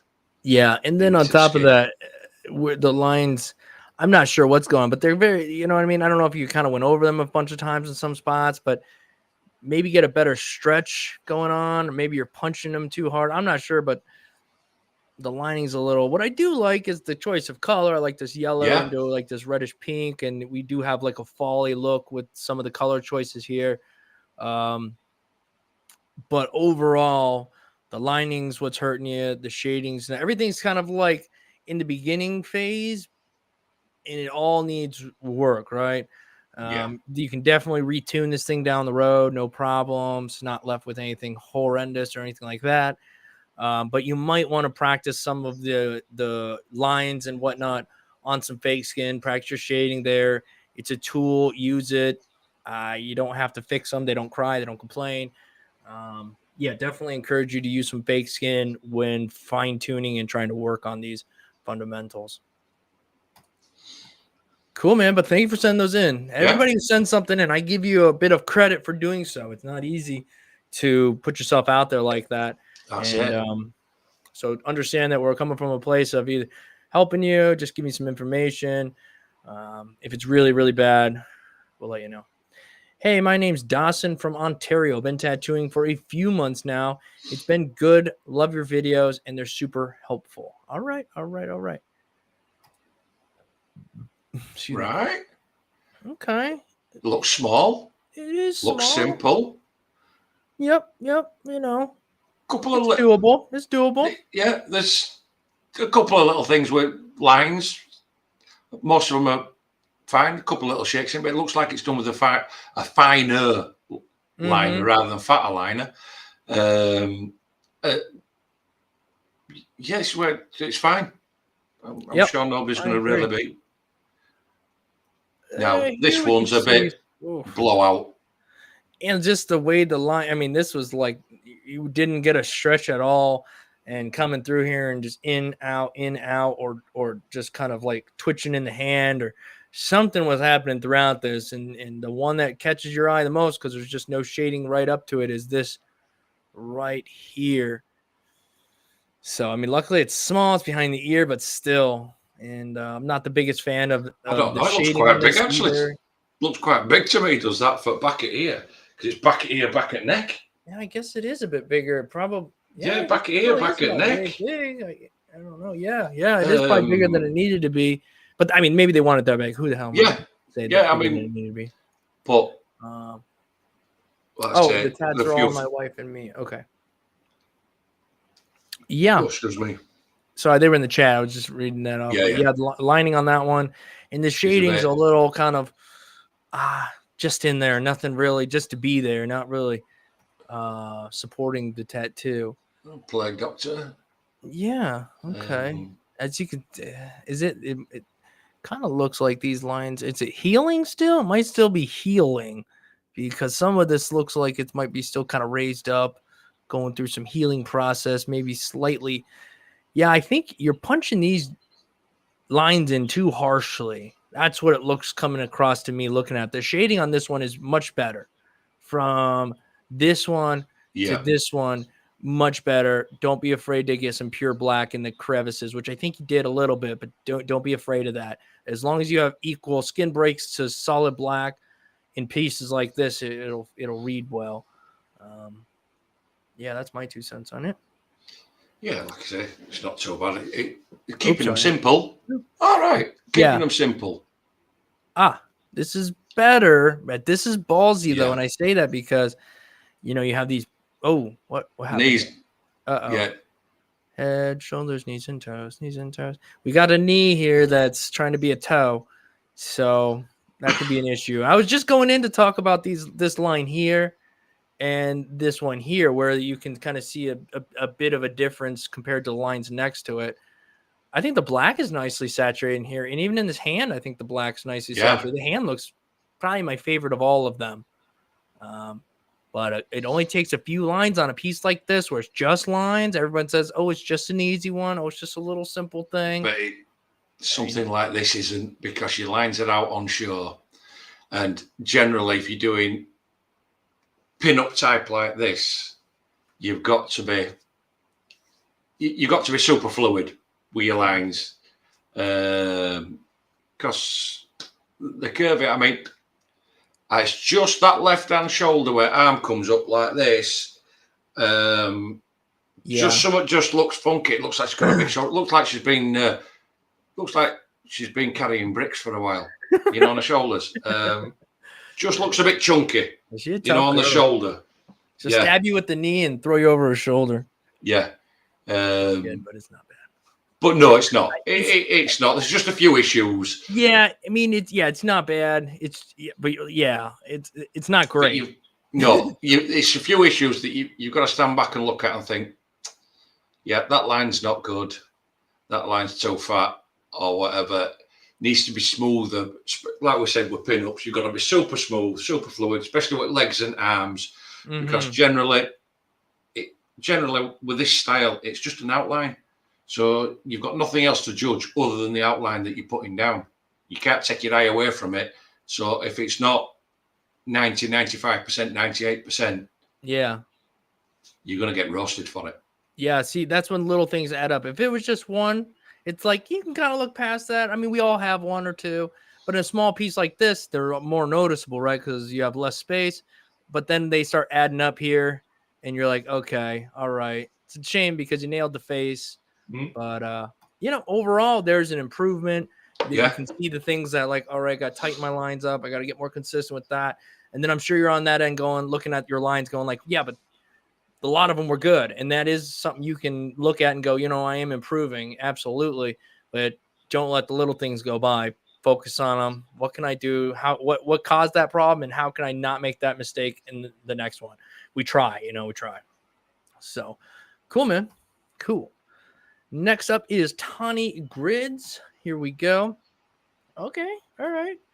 Hi, last critique you mentioned machine position to improve line weights. These are done in real skin.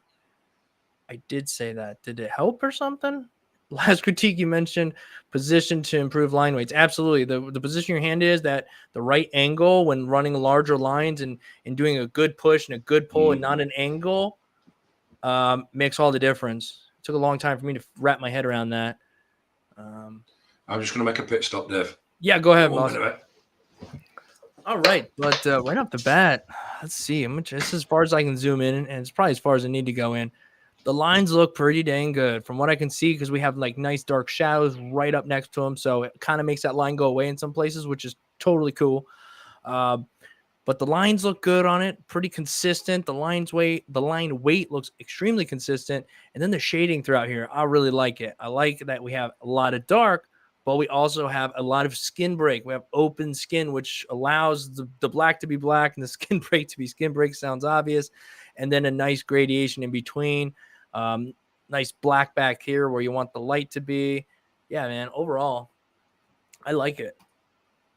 All right, let's check out this one. Yeah, same thing. And you're doing pieces that require a smooth line, and overall, it's a pretty dang smooth line. Same with these curvy lines inside of there. Getting those curves and staying consistent with that is a tricky thing as well, and that's some more stuff you can learn just using fake skin. Same over here. I like this little cherub. Lines, again, are solid. Open skin. You have your darks in there. Yeah, I dig it. I think you're on the right path. You got a good fake skin. Keep at it. Send us some more on the next piece. Don't feel like you have to tattoo skin. The more time you put in now, it will pay off later, you know. So nonetheless, I think you're doing a good job. Absolutely. Thank you for sending that in. Next up is Charlie G. I have the machines for 2 years, but I only have about a month of real practice. Okay, so you've had this stuff kicking around, but 1 month of actual time tattooing. Let's zoom. Is a lot to look at here. All right. Yeah, there's some stuff that's looking good, but this fake skin you're working on, you're never gonna get it to the level you want to. The saturations aren't going to quite get there. So the fact that you got pretty close is nice. I see some lines that are looking better than others. So you're definitely still in that learning phase of figuring out your line work. So continue doing what you're doing. Let's take a look. I really do like this piece. A lot of these lines are relatively consistent for what you're working with. The line weights, the shades are not bad either. You're using the simple, quick movements, and it's working. I think this reads well. This one reads okay for the most part, but you're just learning. So when you're looking for those crisp things, the solid black blend out is not quite all there, but little details here in the circles and whatnot, and the shading in the node, what have you. So, but again, you said you've only been at this for a short period of time. Same here. Again, lines are looking pretty decent. Blacks are in there. Is this same kind of fake skin? Let's take a look here. Overall, lines are getting better. Overall, I think this is even better than before. Still got to keep working on it. I'm telling you, get yourself a better fake skin, because overall, some of these pieces are looking pretty good for just a short amount of time actually practicing. Get yourself some real skin. I think for the money, it's probably the best. Than pound of flesh and everything else. Probably for the money, real skin's a bit cheaper. So I would pick yourself up some real skin, brand REEL skin, and do another batch. Keep working at it, because you're getting decent results and on quality skin, or an unquality skin, cheap skin, blah, blah, blah. So, yeah, you're going down the right road. Looking good. All right. Let's see. Police cartridges are still in the box. I'm not sure. I just looked over and saw that. I don't know what that means. All right. Let's see. This is from Nathan. Sending some more. Let me know what you think. Okay. Not loving the flower up there, personally. No. Broken clock is better. Yeah, better. The flowers. Do you know something? I say this all the time. Flowers might look simple, but they're not. They're not simple to get to look good. Right. And I still vouch by it, and I still say that. I mean, we can all put flowers down, we can all outline them, then getting good shading in them and everything, and then making them look really, really good. It's a hard thing to pull off, and I take my hat off to some of these people that do these like realistic roses, especially in colour and black and grey and true opaque greys. It's great. I mean, depending on what mood I'm in, is depending on how your flowers go. You know, it depends on what sort of day you're having. Is depending on how your flowers coming out. I spoke with you earlier this week. I'd done a floral piece on a girl this week. She loved it. I wasn't a fan. It was all stipple shaded, but it just that she wanted these 4 different flowers putting together. But these, in theory, these 4 different flowers didn't go together very well. And we put them together, and she loved it. I wasn't a fan at all. It just didn't work for me. Yeah, it always stinks when you execute it right. They love it, but at the end of the day, you're just like, I just not in love with the design. You're providing a service. Some people are like, I like it, just don't like the design. It's like, I know. Sometimes that's just what happens. The person liked it though. They wanted it. Yeah. And you do it the best you can. And it's like, yeah, I did that well, but not in love with it. Oof. Oh, I don't like this one. No, it's lost in translation. Is this one totally lost? Oh man, I don't even know what's happening here. I don't. There's a hand. Oh, okay. We got. Oh, I see it. It's the classic whispering devil, but I didn't even see that. No, and I've just made out that it's an angel. That's an angel. You've got the face there where your cursor is, and then a wing off to either side of the ear, and bottom part's got an arm and a hand in it. Oh, I see it. What's this up here though? That's must be its hair. Oh, dang. Well, this portion down here is more readable than this one, but this all confuses the eye before you even make it over to here. Not a fan. I don't know what happened up here. No, I'm not. I don't know. I'm not a fan. And I'll be honest with you. The other thing as well is with this one, if this is fresh. If this is fresh and just done, white is head shaved. Yeah, I was thinking the same thing. That's and I don't know if they just put some clippers to it. They don't know if they actually razored it. Maybe just that should be clipped. That should be shaved. It should be bald. And I'm going to say this. I've shaved women's head. I've shaved women's hair off. You know what I mean? To get in, you have to do it. Shave it up. That's it. Down to skin. Back straight down to wood. Yeah. Because tattooing over stubble and hair like this is not good. No, that's going to throw off your lining. It's just one extra hazard while tattooing a head that you don't need. I wouldn't be tattooing head. I don't know what happened here. This was a miss, unfortunately. Yeah. It's a one. And then we go into something like this, which looks much, much better. Well, lines look relatively decent, saturated colors. The colors is gradation on the colors. It goes up the feather. It's made quite a nice job. It's got the reds and the oranges into a little bit of yellowy oranges, and then it gets slightly darker as it goes up. Yeah. This is far better than the other two that we've just seen. Far better. My only real complaint here, and it's not even about the tattoo, it's just about the way you present it. I'm not gonna sit here and tell you how to live your life, but you have a fabricy pillow right underneath that. It looks like it has some of the same ink, maybe some of the same. You know what I mean? It's give yourself something that's cleanable because it might be a family member or something, but still you gotta have bodily fluids on this thing, and it's just not sanitary. If you're going to be trying to do this in practice, and that needs to be kind of something you're really striving to do the best you can, even at a level of wherever you're at, because that's going to get you shut down or shoot you in the foot quicker than anything else you do. Is getting somebody sick or something happens, an infection, and just that rag under, there's that white rag, it looks like a towel or whatever that's under arm. I just hope to God that you've not been cleaning with that, because it should be towel, it should be paper towel that you're cleaning with, not material like that. That's but back to tattoo, pretty solid. Oh, and this hummingbird, I'm just looking at the lining, and I think the lining pretty decent.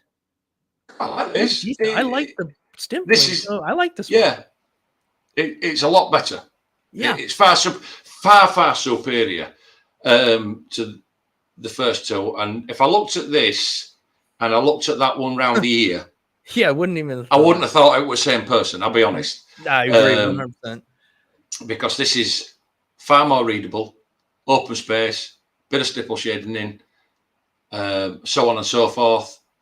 And yes, I do. The shading seems to be all in the right places with just enough.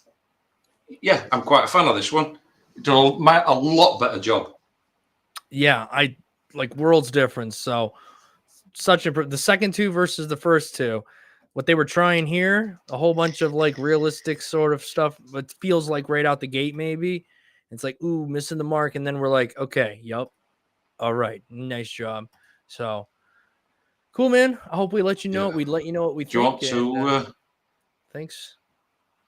Do you want to punch the new tattoo challenge up again, Dave? Yeah, good timing. Let's do that. So, guys, if you are watching right now, this week we have a new tattoo challenge. So we run a new tattoo challenge every 2 weeks. So for the next 2 weeks, we just finished Stitch today. We just looked at the last of our submissions for our Stitch tattoo today. So moving forward for the next 2 weeks, we have a new piece. I'm going to show it to you right here, and I'm going to tell you how it's going to work. Let's go. Bam. And then let me get rid of my little thingy here. Okay, so this is the new piece for the tattoo challenge. And to find this piece, links in the description of the video. There'll be a link. Click on that. It's going to take you to a Google Drive. You can save this image, download it, whatever you got to do with it. Stencil it, put it on fake skin, fruit, humans, whatever. Just be safe. And tattoo it. And then you're going to email this back to me, but it's going to be a different email address. In the link, in the description, underneath that link is a different email address. It is tattoomesomething@gmail.com. That's where you're going to send your finished piece there.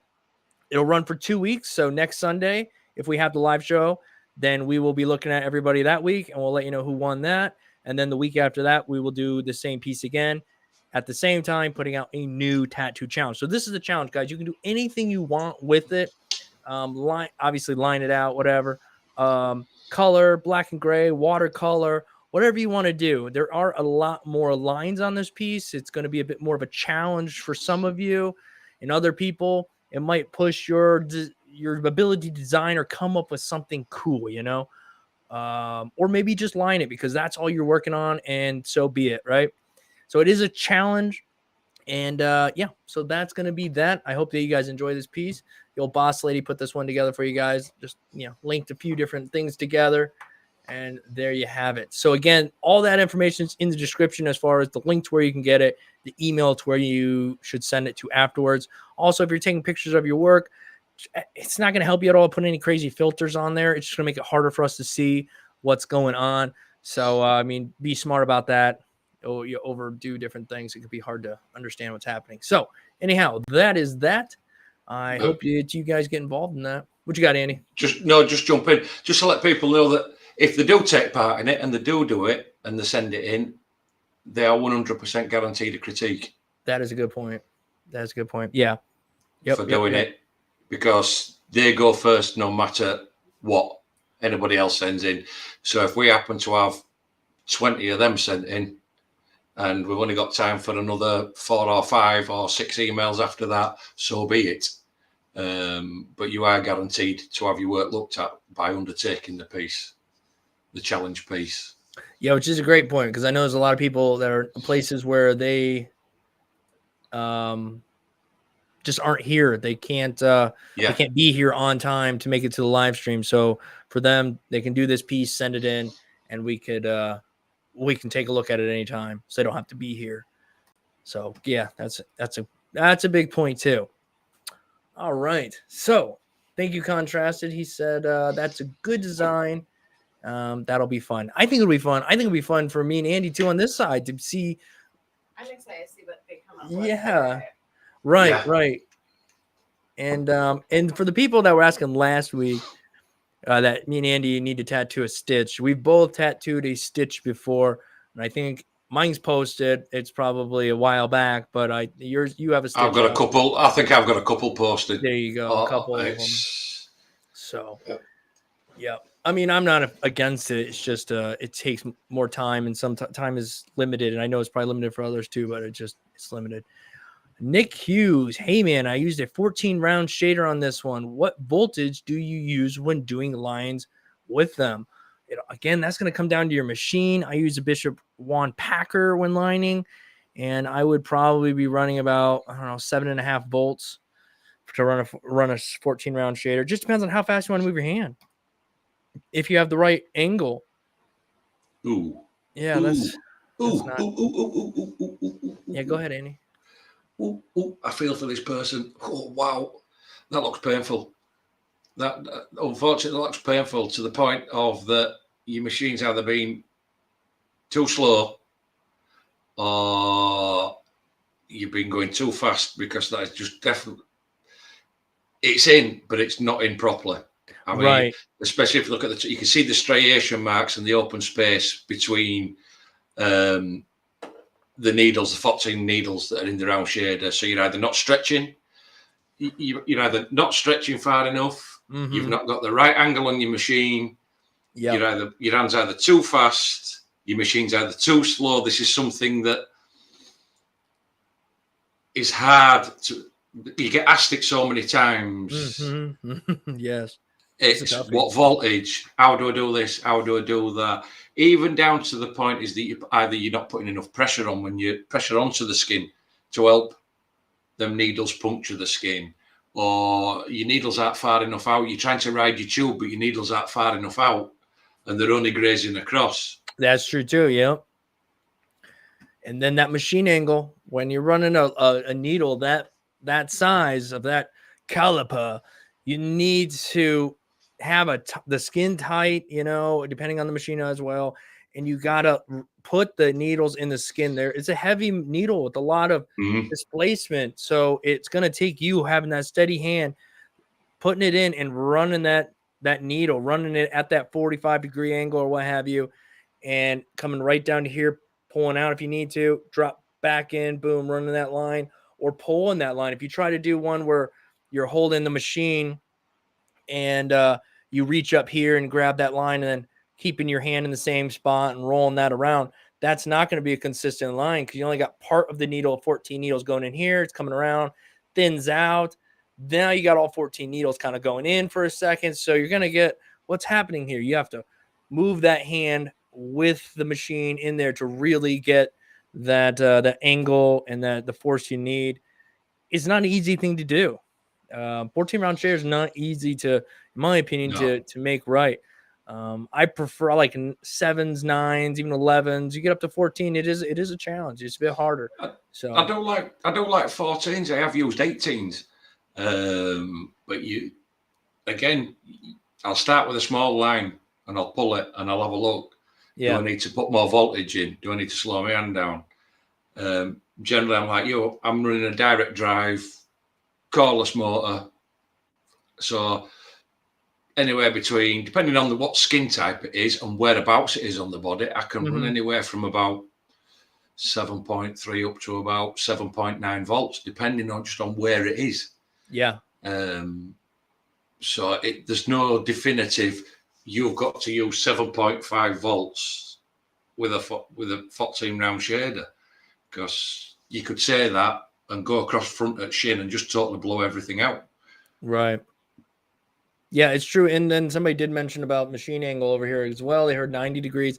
That's a lot. I mean, you're holding your machine flat, but you might want to, the thicker the needle, lean the machine back a little bit more. It gets actually a bit more of a penetration, I suppose you could say.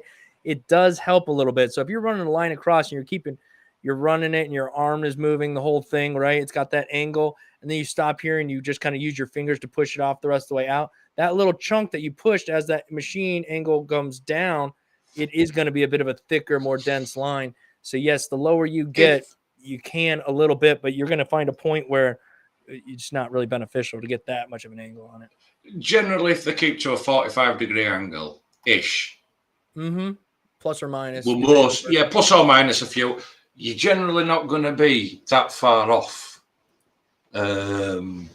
with where you need to be with your needles when you're running a line.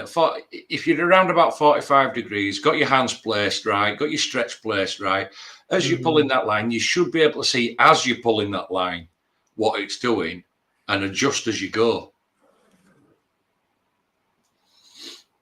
Yes, sir. Oh, okay. Sorry, my phone was telling me something there. Well, I hope that we helped anybody out who's wondering about larger needles there. We got a little off on a tangent there for Nick. So thanks for bringing that up, Nick. And hope that helps you out, man.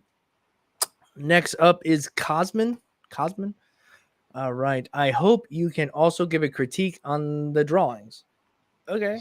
Sure, it's here. We all know who. Oh, I know who this is. Yeah. Not bad. I don't know what is it. It's not bad, and it's. There's a little more darkness. Is that what it needs to push him out a little more?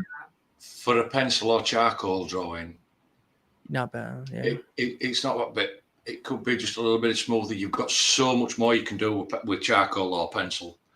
Yeah. From a blending point. Absolutely.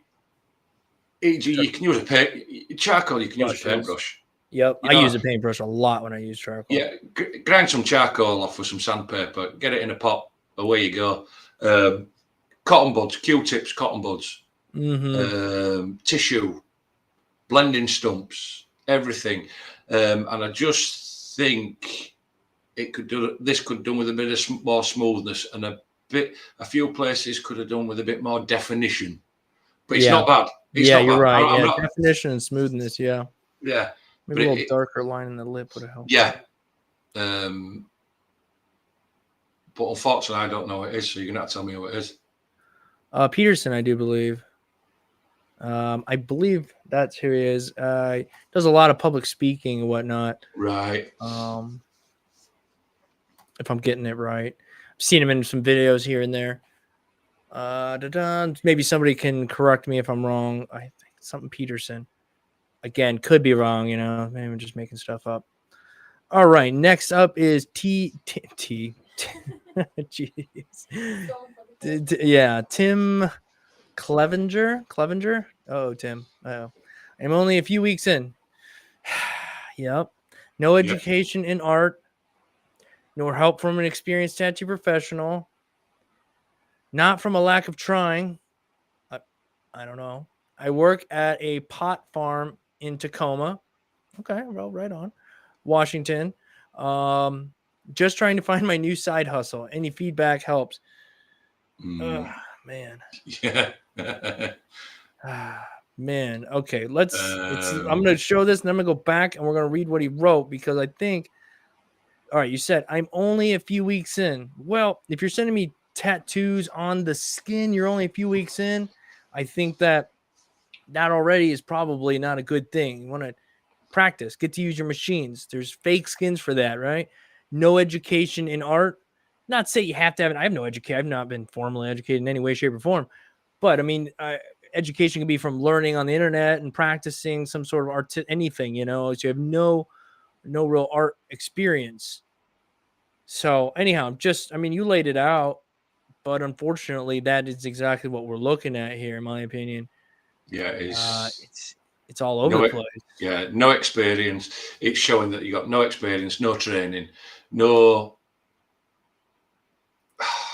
regard. I'm going to say it. You got no regard for human skin, because at this point, with a couple of weeks in, and I've said it week in and week out. Yeah, you might all think that human skin's cheap because you're not paying for it, right? But you are paying for it because these things don't rub out. And to cover them up is a massive job. So just spend the money. Spend the money on fake skin. Yeah. Learn. Absolutely, man. At least if you're going to botch it, which unfortunately in a lot of places this is botched. It's on fake skin. Worst case scenario, you throw it away. But it's there for reference, what not to do next time. Exactly. Yeah, and there's so many things you can learn on fixing, and we go through this. People are like, it's not the same. You're absolutely right. Pilots literally go through training, flying in little dome things, and they tell them it's not like actually flying, but clearly it is helping them, or they wouldn't be doing it. Not to say that you're a jet pilot or anything, but you got to practice. There's things you can practice, and there's fake skins, man. We can literally see the marks all over this, where we was just kind of doing just not even a whip, just kind of like a drag or something. Lines are all over the place. I think he's funny though. He was funny looking. It's not that. I'm just laughing at Contrasted comment. Yeah, what are you? That's what sunlight looks. Yeah. That's the way the sun looks when you're working at a pot farm. Yeah, that was funny. That was funny. And then on the other side, we have a diamond, which suffers from the same. Pretty much stuff. Same.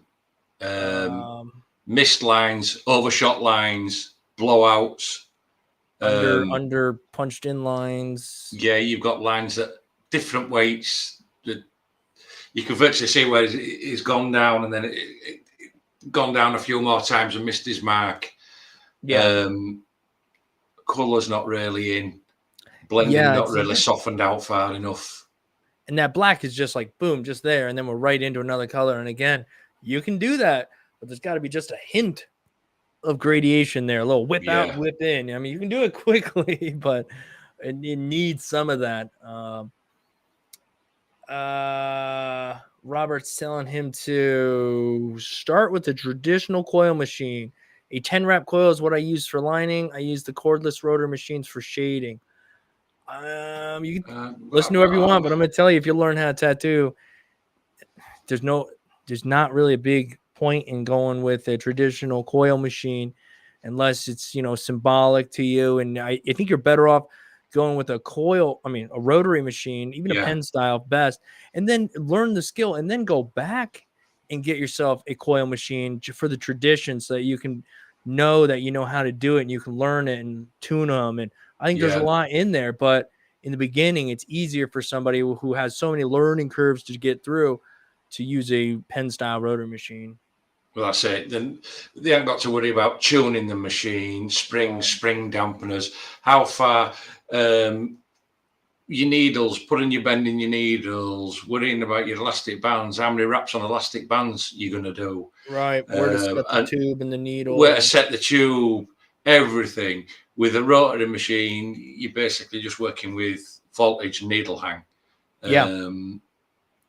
And the weight is easier. Yeah, most people are familiar. They can generally familiarize with a pen or a marker pen because it's the same style of shape, and this, that, and other. And even just for switching out between cartridges, liners to mags, they're not having to worry about whether they've got a shader packer or liner machine on a coil, one machine.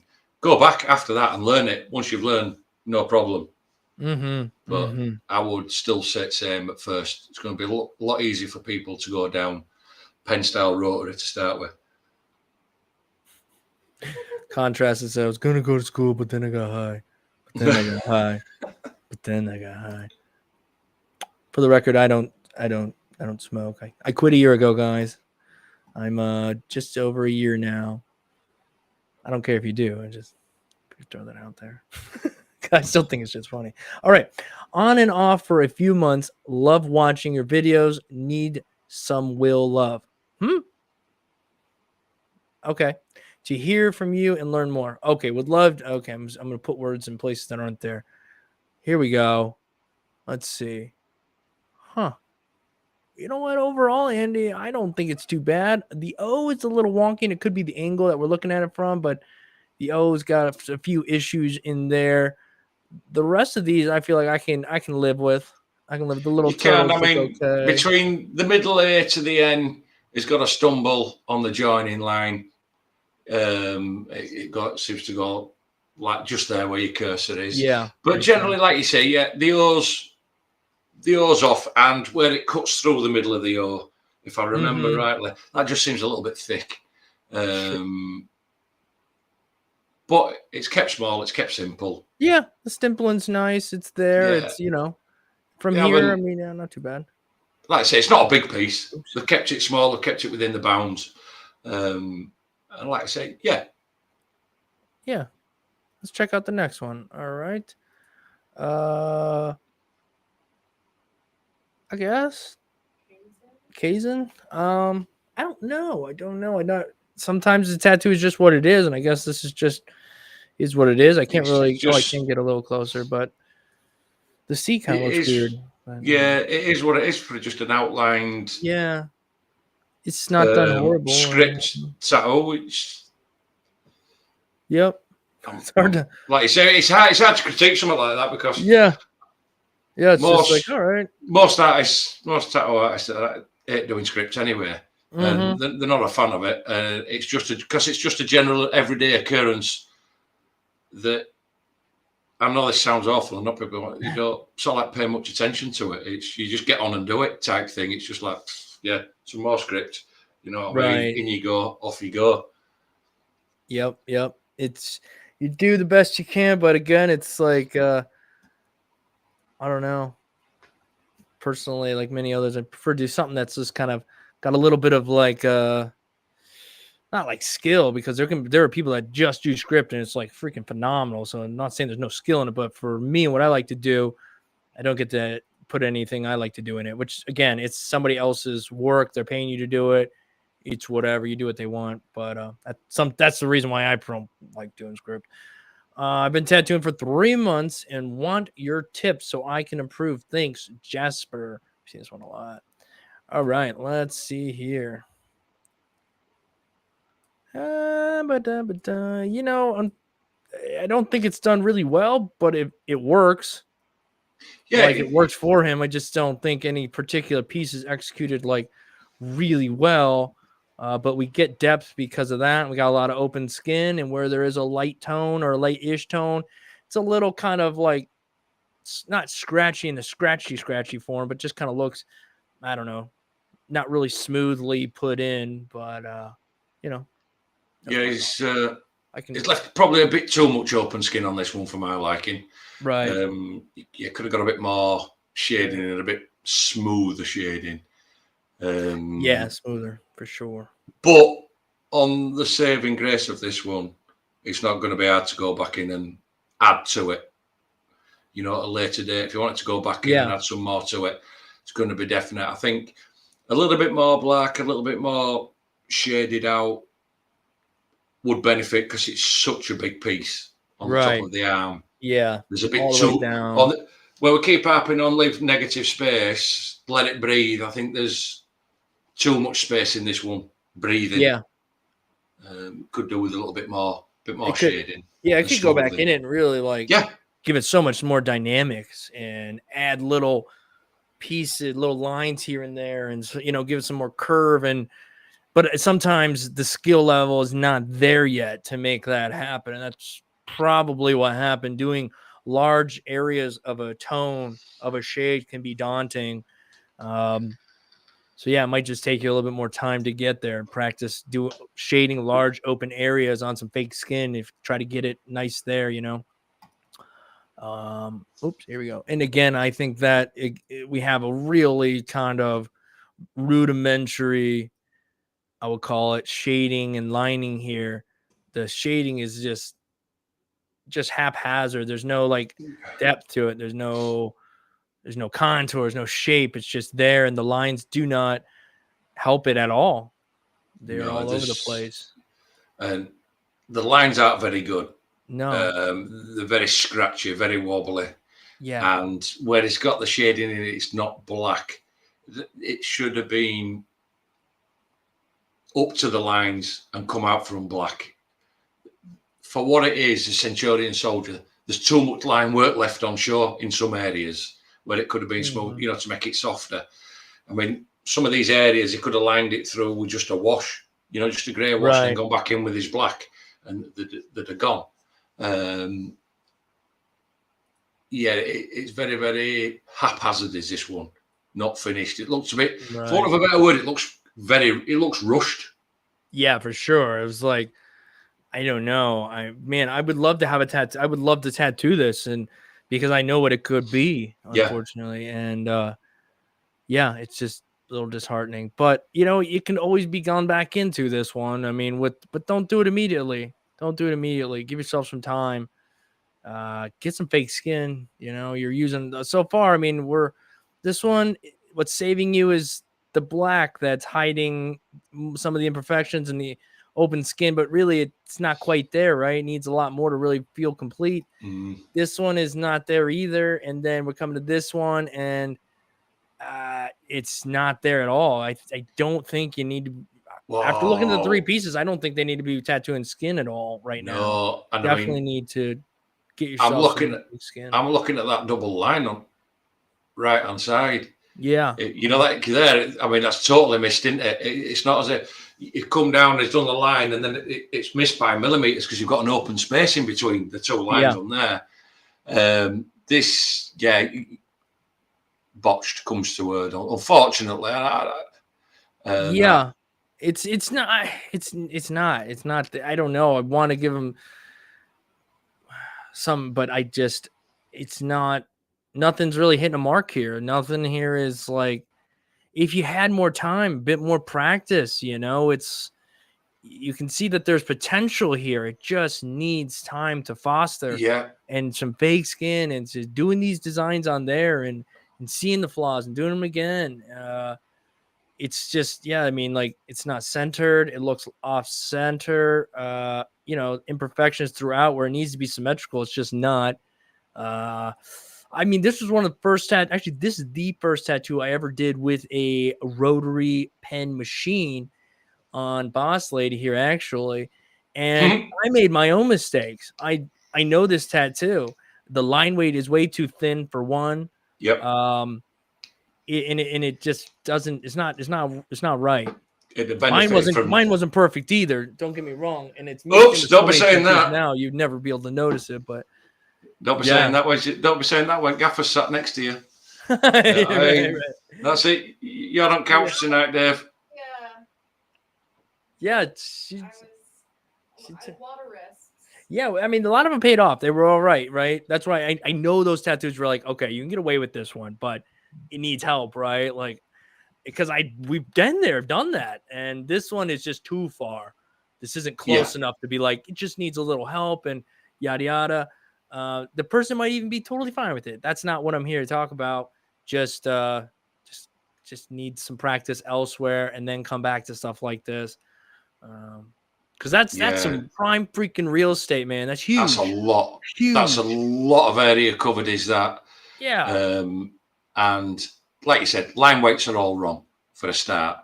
I mean, I could probably fix this to a point it won't look so bad, but you'd have to use a lot of black. I'd have to use a lot of black.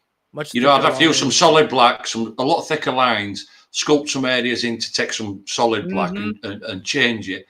But it's a lot of real estate taken up for this design. And you know yourself, Dave, you get on top of your leg and it's that big, you've got to reevaluate all your line weights and everything. They've got to be in proportion. Yeah, it's rough. And then, I mean, we didn't even talk about the shading. And to be honest, I know the reference, and I kind of shaded it not quite like this. It was quite a bit smoother, but still it had that sort of liney look a little bit in it. But I did it softer, if you will. So anyhow, so take that for what it is. I think we looked at it. So overall, man, I mean, do yourself a favor. If you've only been on fake skin, on real skin, I've seen much worse, but you're going to do yourself huge favors by taking the time, practice on fake skin, good fake skin. Don't cheap it. If it's just something you're trying to do it, but do it to the best of your ability. And anyhow, probably rant or anything. Thank you for sending that in, though, man. It's sometimes you don't know until you ask. It's like, okay, all right, I wasn't sure if this was cutting edge or there yet, and you know what I mean. So, anyhow, thank you, though, man. Thank you again. It takes some cojones to send stuff in and let everybody take a look. And you know, if it's on fake skin, obviously, hey, it's not, you're doing the right thing being on the fake skin. All right, Andy. Oh, did Andy just leave?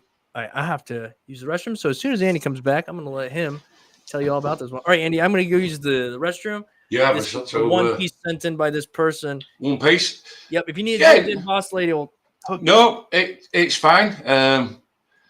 Well, it's dark. We know it's a fish. It's dark. Not bad with some of the lines. It looks like you've tried to use a round shader to get your fatter lines, and you're suffering from the same as what the other person was earlier on. You'd either not got a good angle, running too fast, or you're running your hand speeds, or your machine speeds too slow, should I say. And a lot of the lines, it's just not punched in. And the shading round, obviously the outside is very grainy. You need to smooth it out.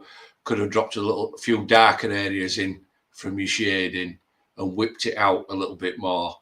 And to be fair, I mean, no, it's not bad, but it needs work. Your fundamentals need work. You need to understand your needles going into the skin, pulling the black.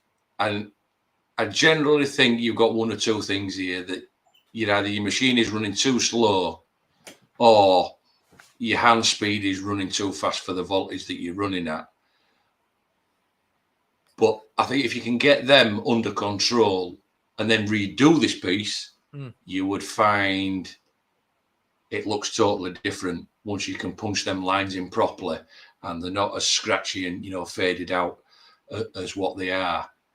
But at the end of the day, you're in the right place. You're on fake skin.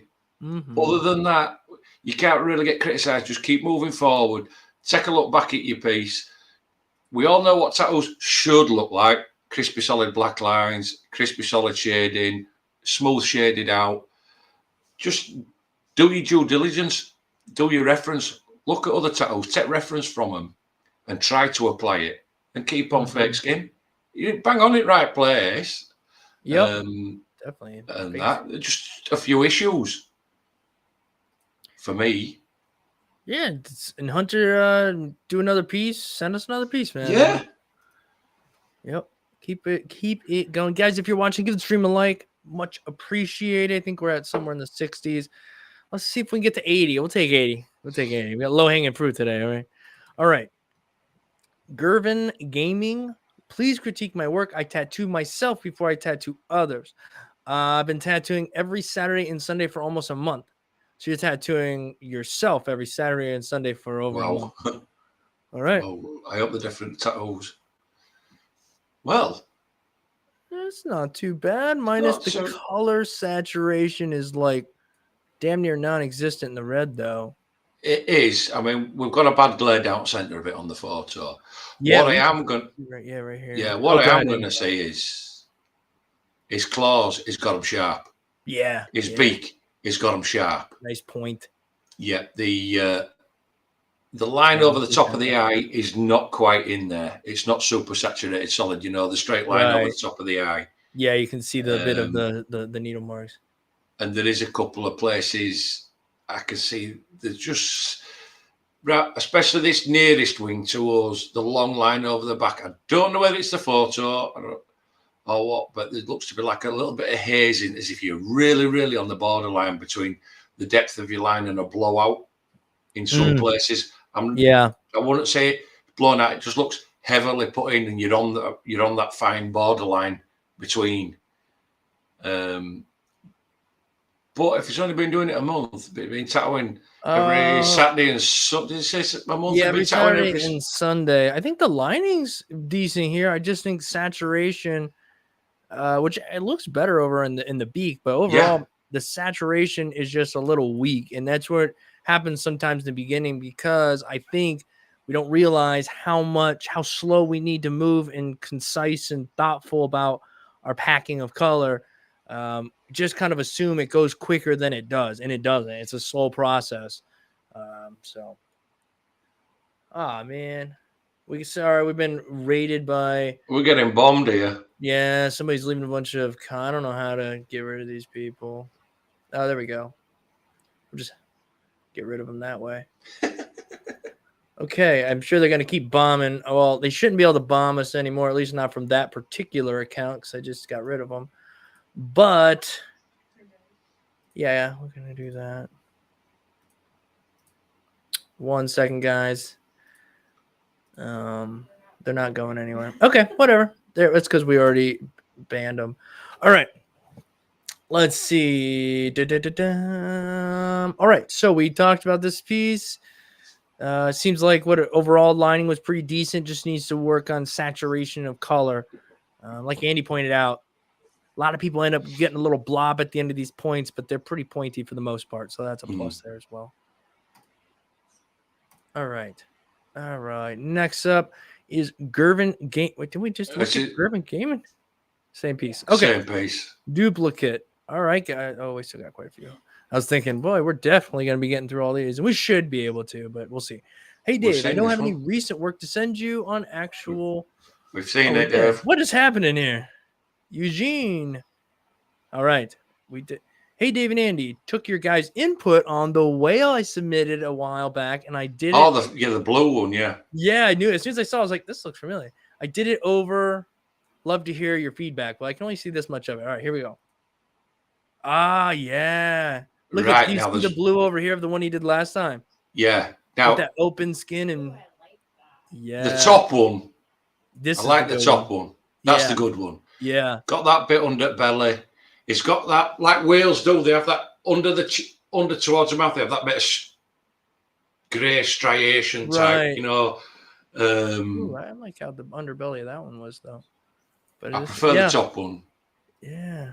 Yeah, that's cool. It's cool. He's kind of messed around with different things. But yeah, I do too. Definitely still like this one. Nice. Definitely it's just, like this one. A little bit more, shall we say, interesting to look at. It is, because here we have this blue, and if anybody saw it the last time, they'll know more. But it was just too much blue and not enough breathing room, not enough for the skin to breathe through.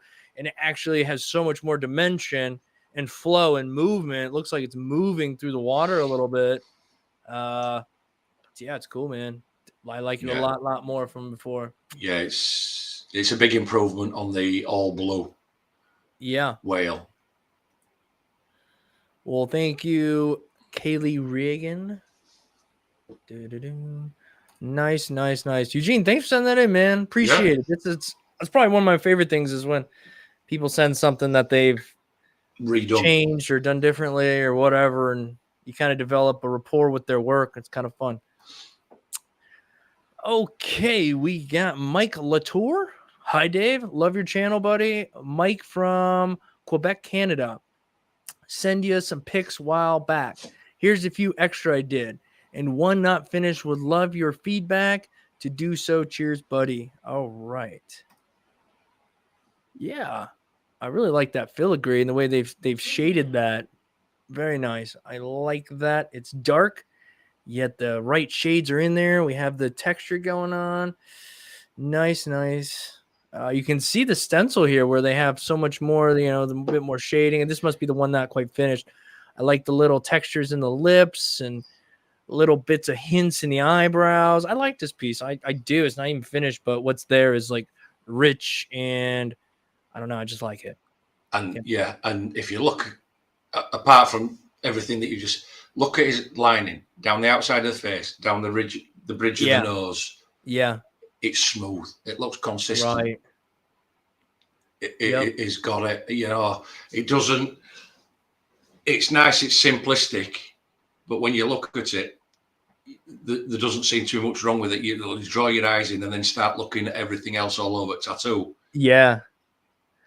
I like it. I do. Nice piece. I like it. Even like that.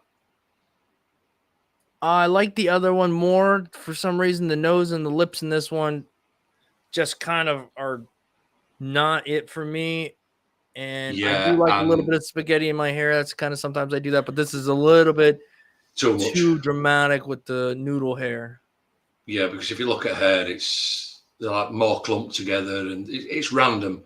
And I get it. It's tricky though. It really is. I do get it. It's getting the randomness of hair, and sometimes you think, oh, it's wrong. It's this, that, and other, but it wouldn't have looked as wrong as what this hair does. Like Right. he says, straight. You know, it's all uniform all the way through. Is all the strands and openness and everything. It'd been better off being thicker and thinner, and then as it comes down, then curving in earlier and round. Mm. But yeah, this is. I don't like this one as much. Right. As the first one, it's lacking in areas. Oh, I like that. Agreed on that one. I like all the different colors here. The deep purple, some black, some these pinks coming in and magentas. I like it. Yeah, you like it? Me too. Sweet. This would have been nice. This would have been, and I know it's on fake skin, but and it's hard to show. But can you see the dots across the top of the wings, the circles? If it had been on human skin, they'd have been. I think they'd have been nice in white. Yeah, nice. Yeah, in a few spots, even right in the midst of this, because it's so dense at this point. This is one that would be primed and ready for some nice white highlights. Yeah. Really, because if it's super saturated and super compact, then the white is like your saving grace to really give it some breathing room. And right in all these spots, skin breaks would look real nice with a little bit of white in there as well, including those dots up there, a little right underneath the belly here too. Yeah. Would it really? But it's a nice piece. Even as it sits, it's a nice piece. Yep, lines look good too. Nice line weights as well. Yeah. Look, we got some more butterflies. Like the little shadow you threw in there, man. It makes a big difference. Kind of gives that little bit of lift off the fake skin. I think the color saturation. I'm not a fan of the ones on the right hand side. Yeah, a little. They look a bit. Yeah, they look a bit chunky. They look a bit rounded. You know, and not the leaves. The leaves. Oh my god. I can't even get it now. The wings just don't look quite right on that one. That's the body, especially the top one, the pink one. The body for the size of the butterfly looks big, a bit chunky. A little, yeah, you're right. That's the proportion thing for the size of them. They're a little more cartoony. But the blue one on the left hand side, much more proportionally correct there. Yeah. The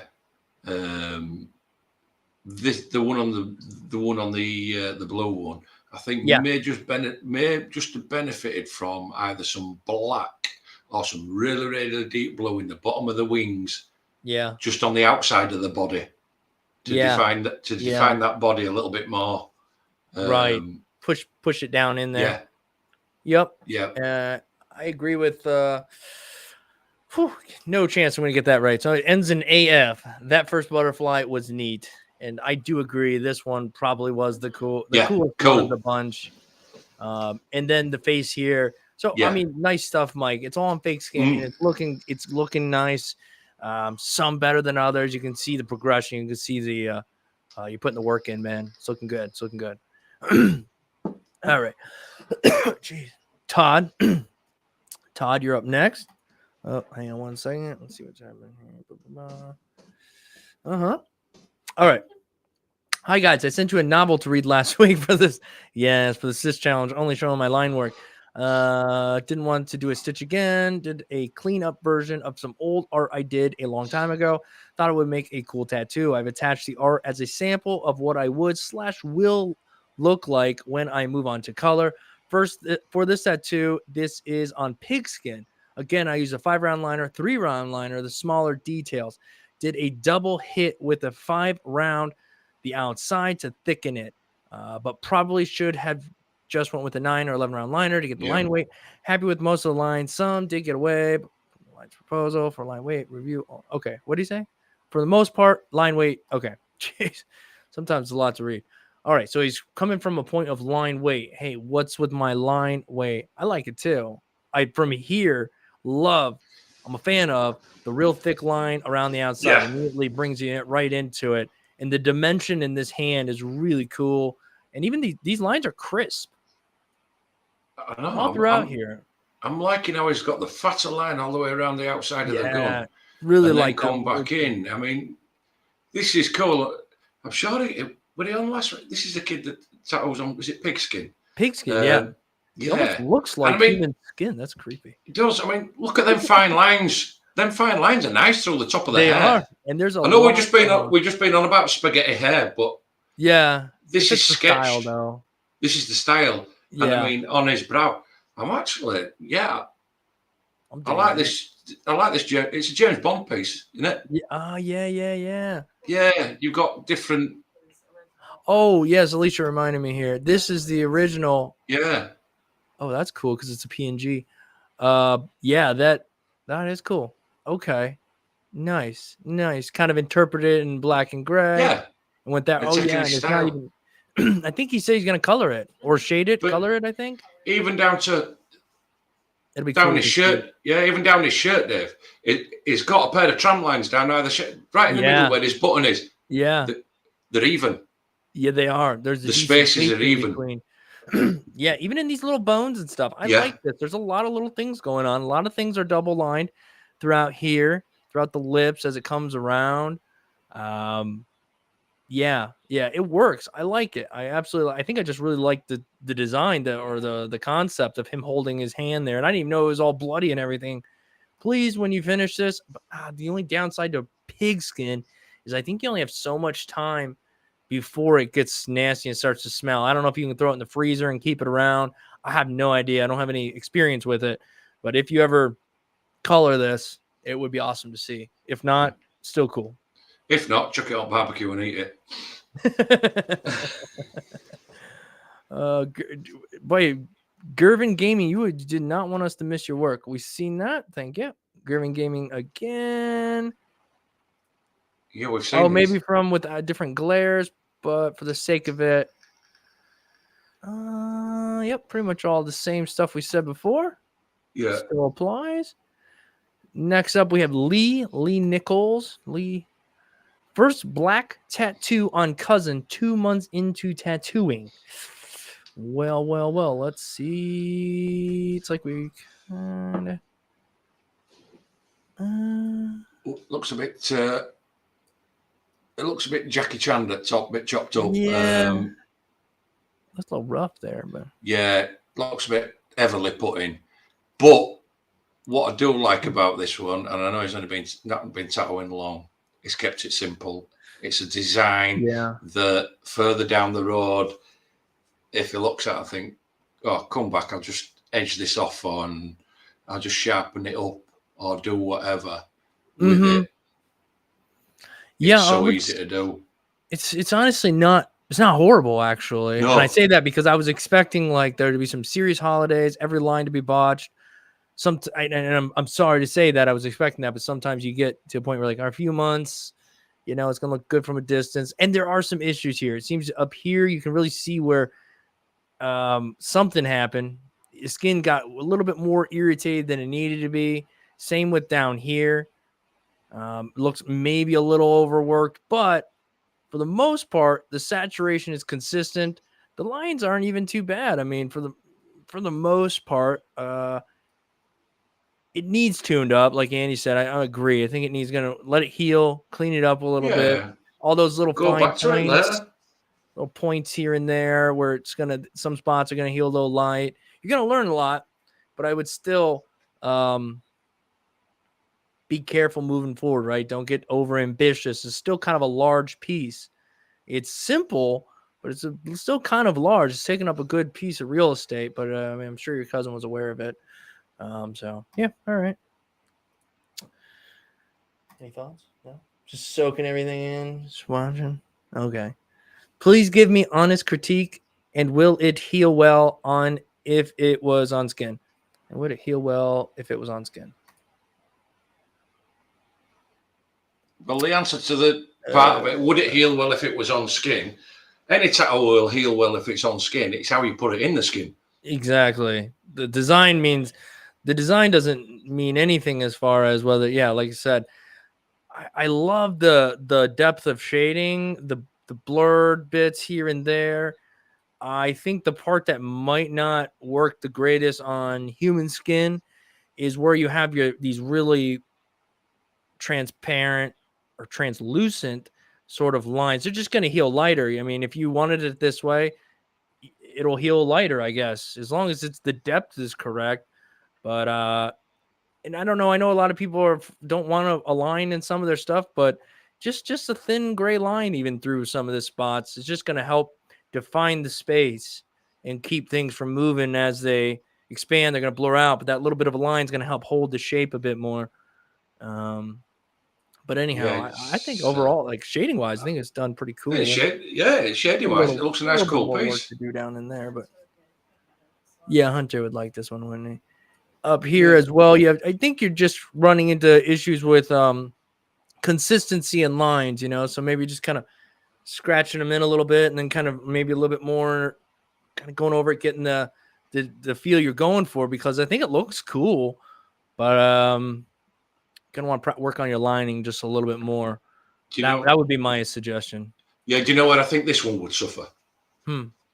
It's aging, because you got, depending on the size that it was done, because if you go through it, it's got tiny little things in for fingernails, tiny little toes in, and a lot of tiny little details in that will close up quickly over time. So I think it will be more from an aging point of view for this one.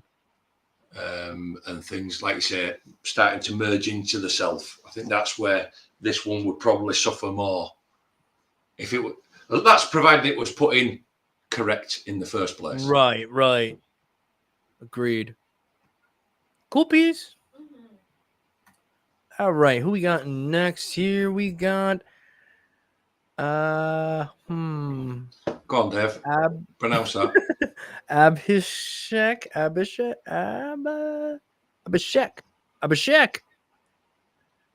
Yeah, close. Oh, it's same piece.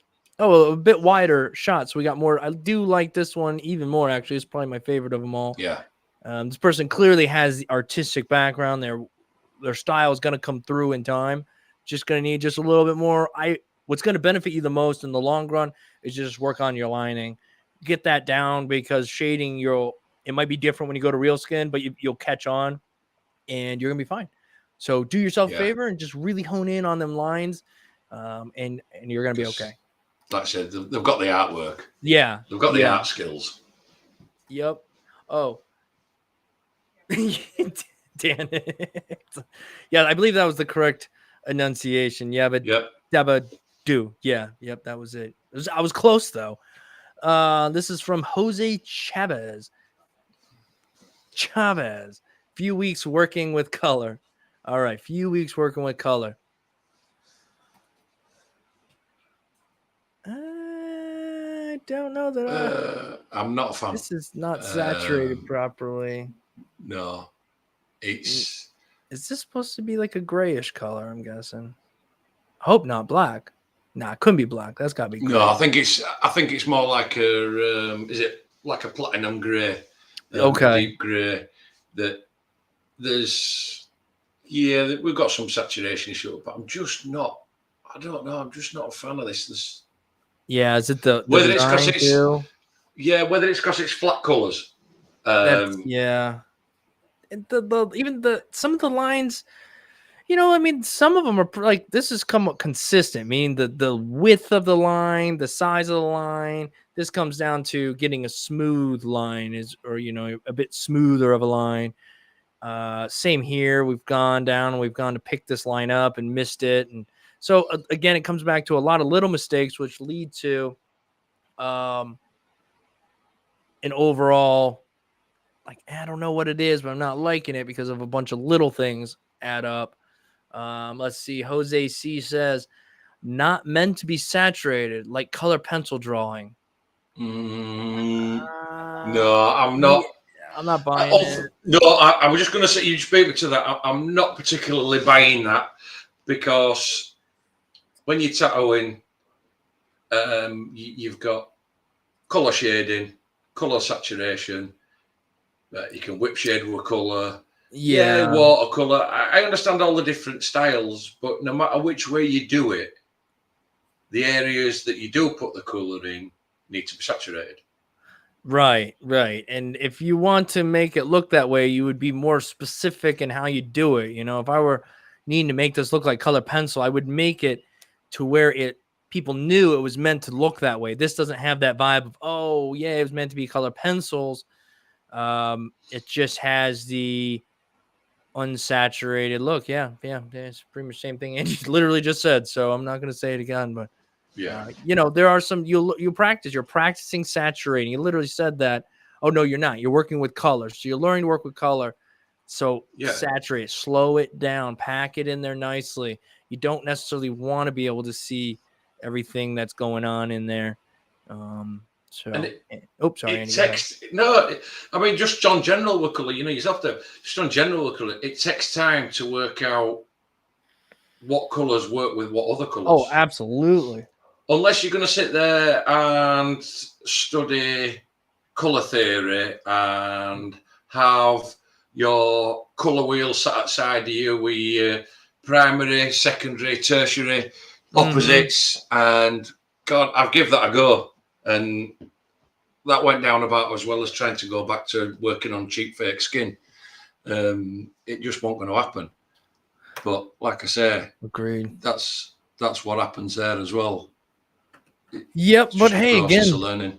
Thanks for sending in, Jose, man. This is how we learn. This is that's what we're here to do. Just let you know, give you a little advice. We're not there while you're tattooing. Don't know everything that's going on.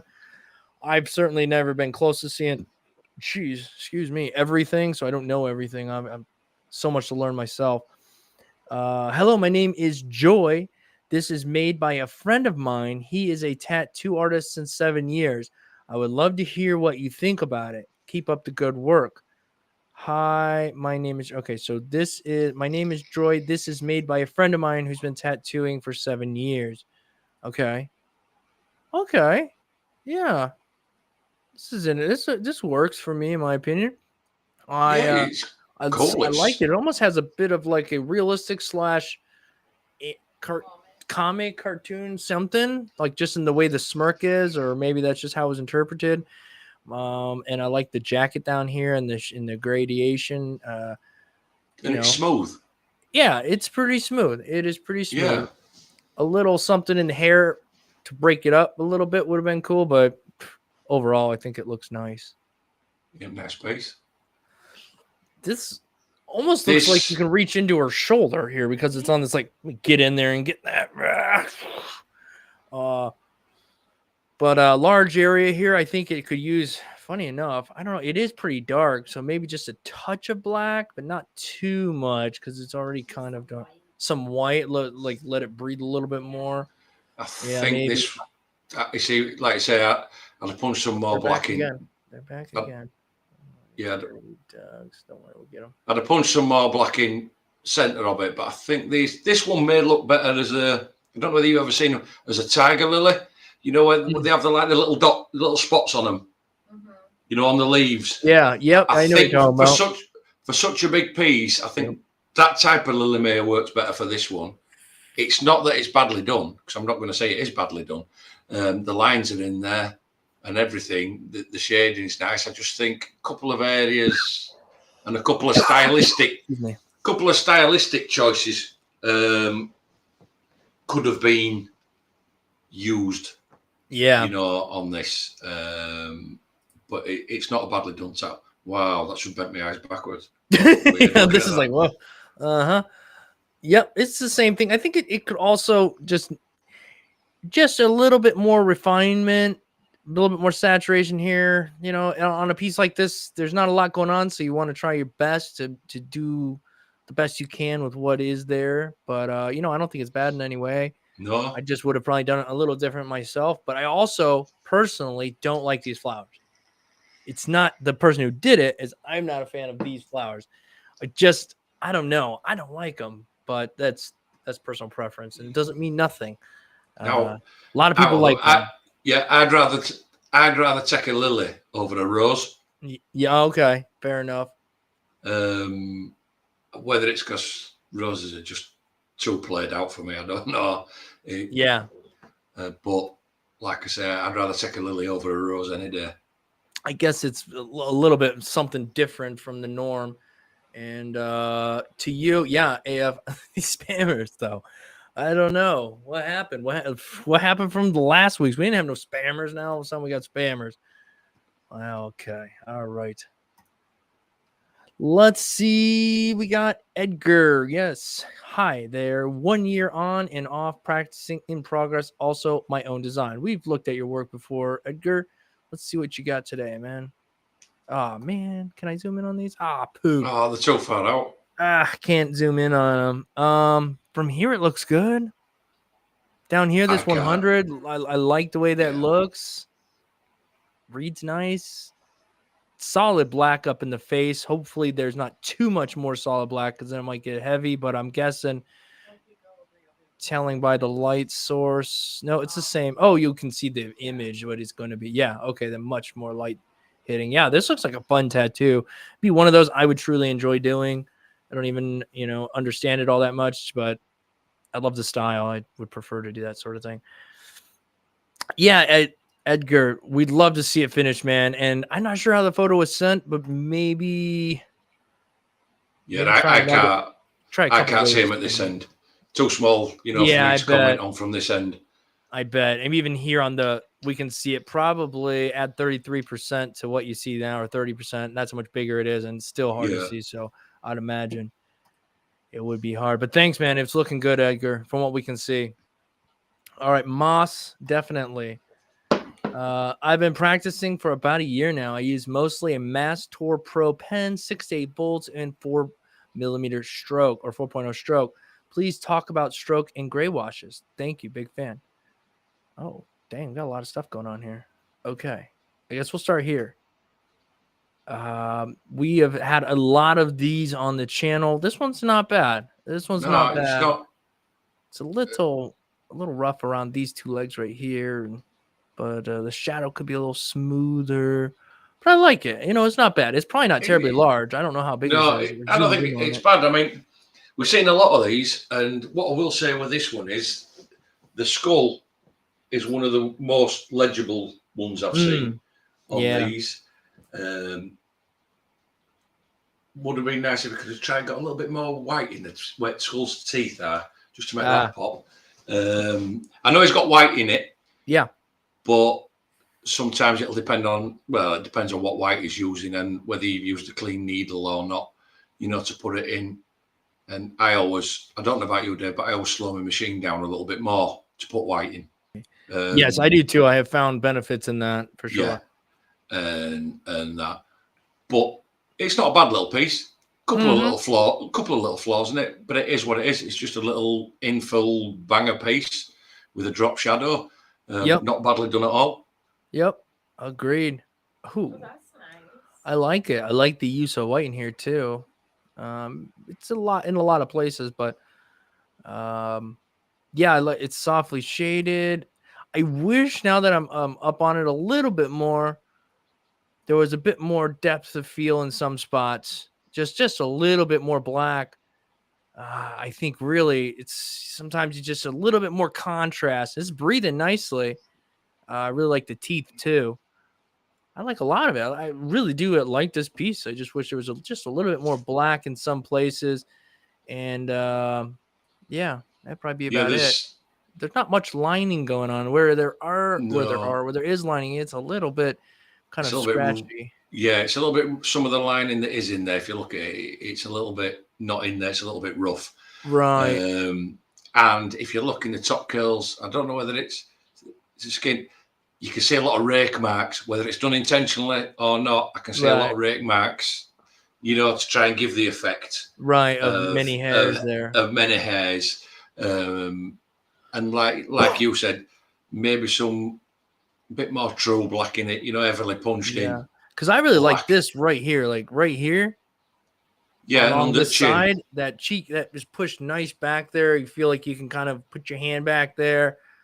And you just wish there was just a little bit more in a few other spots. Well, I'm not trying to hold this woman's face. You've been talking the last couple about putting your hand in there. Oh, yeah, you're right. We're in the shoulder. Yeah, I'm going to put my hand in tattoos. This is getting off. Okay, good job. I'm moving on to the next one before I try to put my hand in it. Wow, that's cool to me. I like this section right here. Yeah, I like what they've done so far. It looks like they've completely lost the rest of the stencil. Yeah, it looks like stencil's gone for a walk, doesn't it? It's yeah, but nicely shaded. Really do like it. It's not. I don't know what kind of needle they're using. If they're not using a bug pin, I would say to use one if you're not already, because it will help a little bit, get you a little bit more softer, right? And it's pretty soft, but it just helps with needle strokes and whatnot, needle marks. But sometimes people like that, and that's something they go for, and I don't mind it either. But no, I mean, I don't mind seeing rake marks in certain areas. Right. It's just some stuff it looks out of place. You're right. If it's not intentionally or smartly done, it's noticeable. Yeah. Oh, is this is him? Oh, is this it? Yeah. Wow. I think it looks cool. That's a lot of white in there. But I think in the skin it would work even better though, in human skin. In fake skin it's a bit harder. But yeah, I think it looks cool. Yeah. The only bit that bums me out, and I'll be honest in this one, and it's a petty little bit, is the amount of white they've used on the top lip.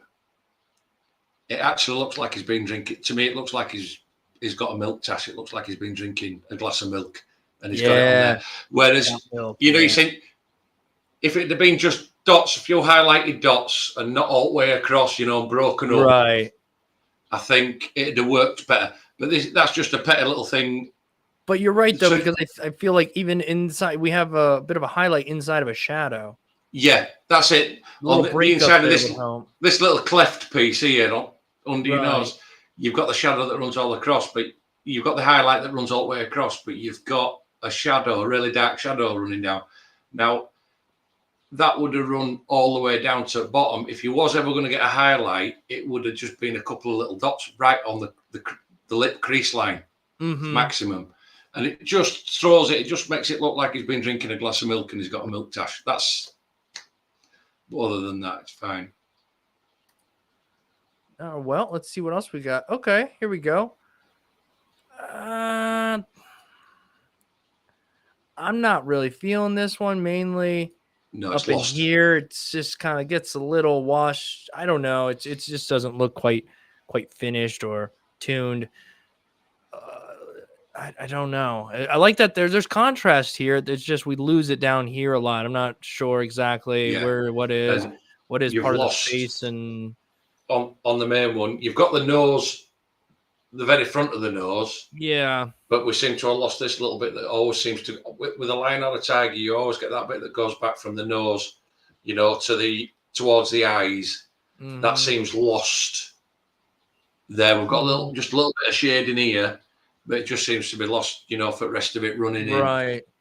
And I think it's just this one's got lost in translation as this one. Yeah. And I think lining still needs a bit of some work there. There's not really any lines, and where there are them, they kind of look a little rough. So maybe if I had to say anything, maybe really start honing in on those lines. Is there color in this, or am I just seeing gray wash in? I think there's still stencil in it. Oh, the stencil's throwing it off. That's with the purple. Okay. All right.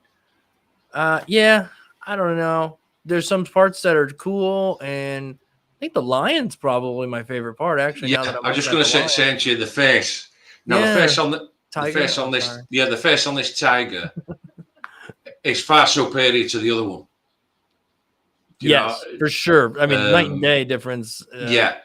I mean, to be fair, it's a nice, in the piece, it's a nice tiger's face. The eyes, the white under the eyes, just round the nose and the top lip where he's got the white and the white. Yeah. And then that's the actual tiger is the part that stands out on this for me. Right. Yep. I do think that's come on, Dave. Here we go. Yeah, definitely do. I think the line is where it's at. And then he's not bad. He just needs a little tuning up. But yeah, overall, man, I would just work on, again, I think you got your style and artistic bit going on in there. I think you just need to work on your lines a little bit. And that alone will help you out, because clearly, you're figuring the shades out and whatnot. Good, clean lines would have helped this one. A little bit more time spent in the design would have helped that one out a bit more too. But all right, yeah, okay, we're moving along here. Let's see. The next one is good. Getting tired? All right, we got a few more to go through, and then we'll. I've been tattooing for about 5 months on my own. Still practice on fake skin.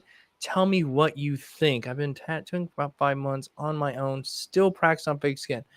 I don't see any fake skin here, but that's all right. Okay. Okay, simple. It's not bad.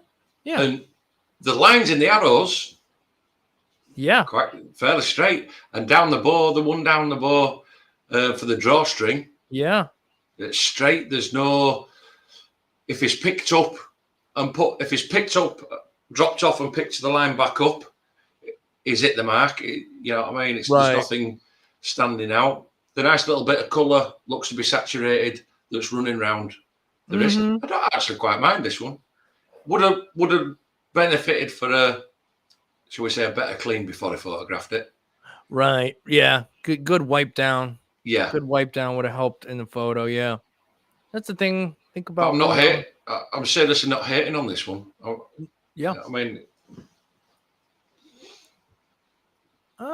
Well, I think they're getting some saturation in here.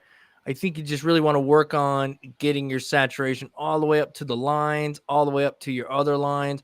This is where those details start to come into play. The little things that will help over time. These little things will build up, and then your work will start looking like, yeah, that's what I wanted it to look like. So a bit more there as well. Some of the lines are, but I think you can get away with some lines not being as perfect in a piece like this because of the color. Saves you a little bit.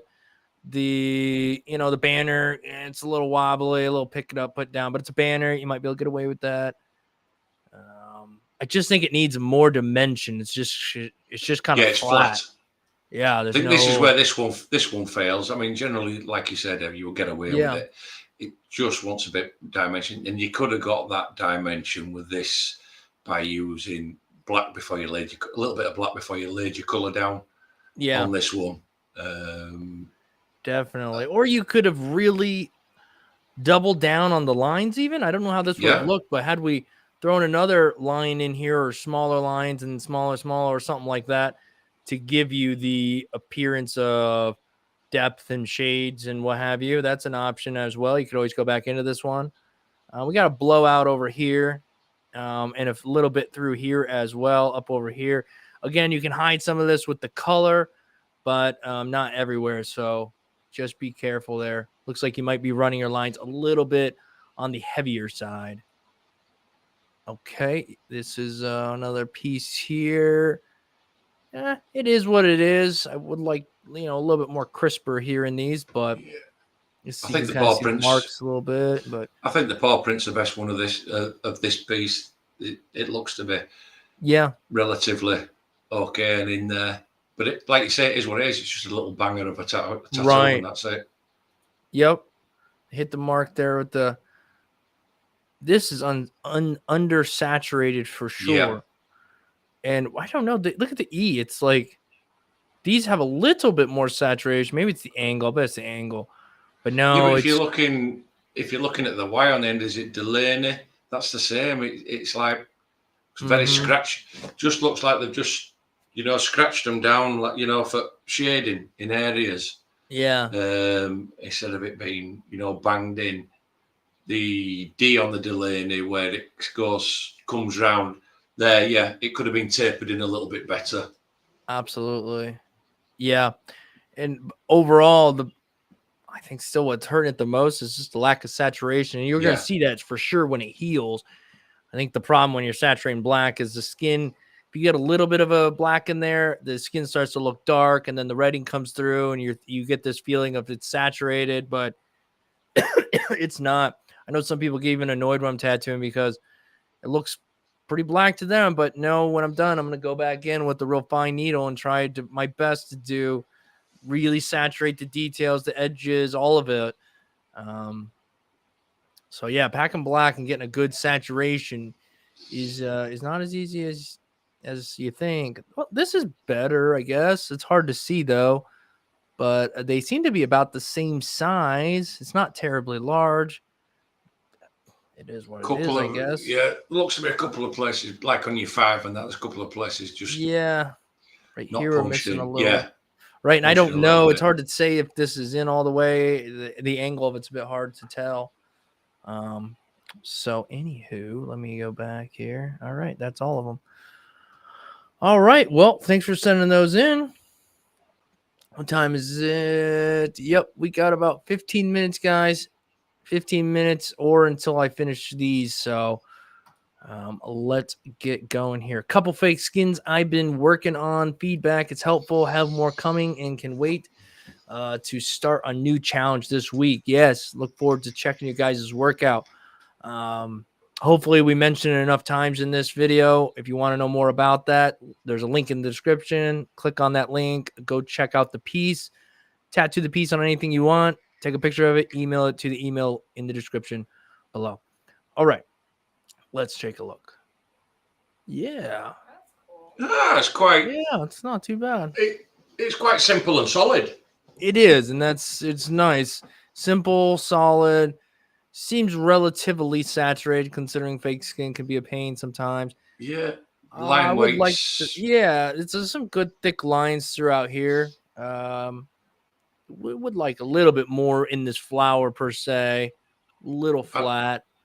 And, I'd like to have seen. I'd like to have seen a spine line down the leaves. Straight down the middle of it, and then maybe used a darker green on, like they do, a darker green on one half and a slightly lighter green on the other half of the leaf, and then followed that all the way around.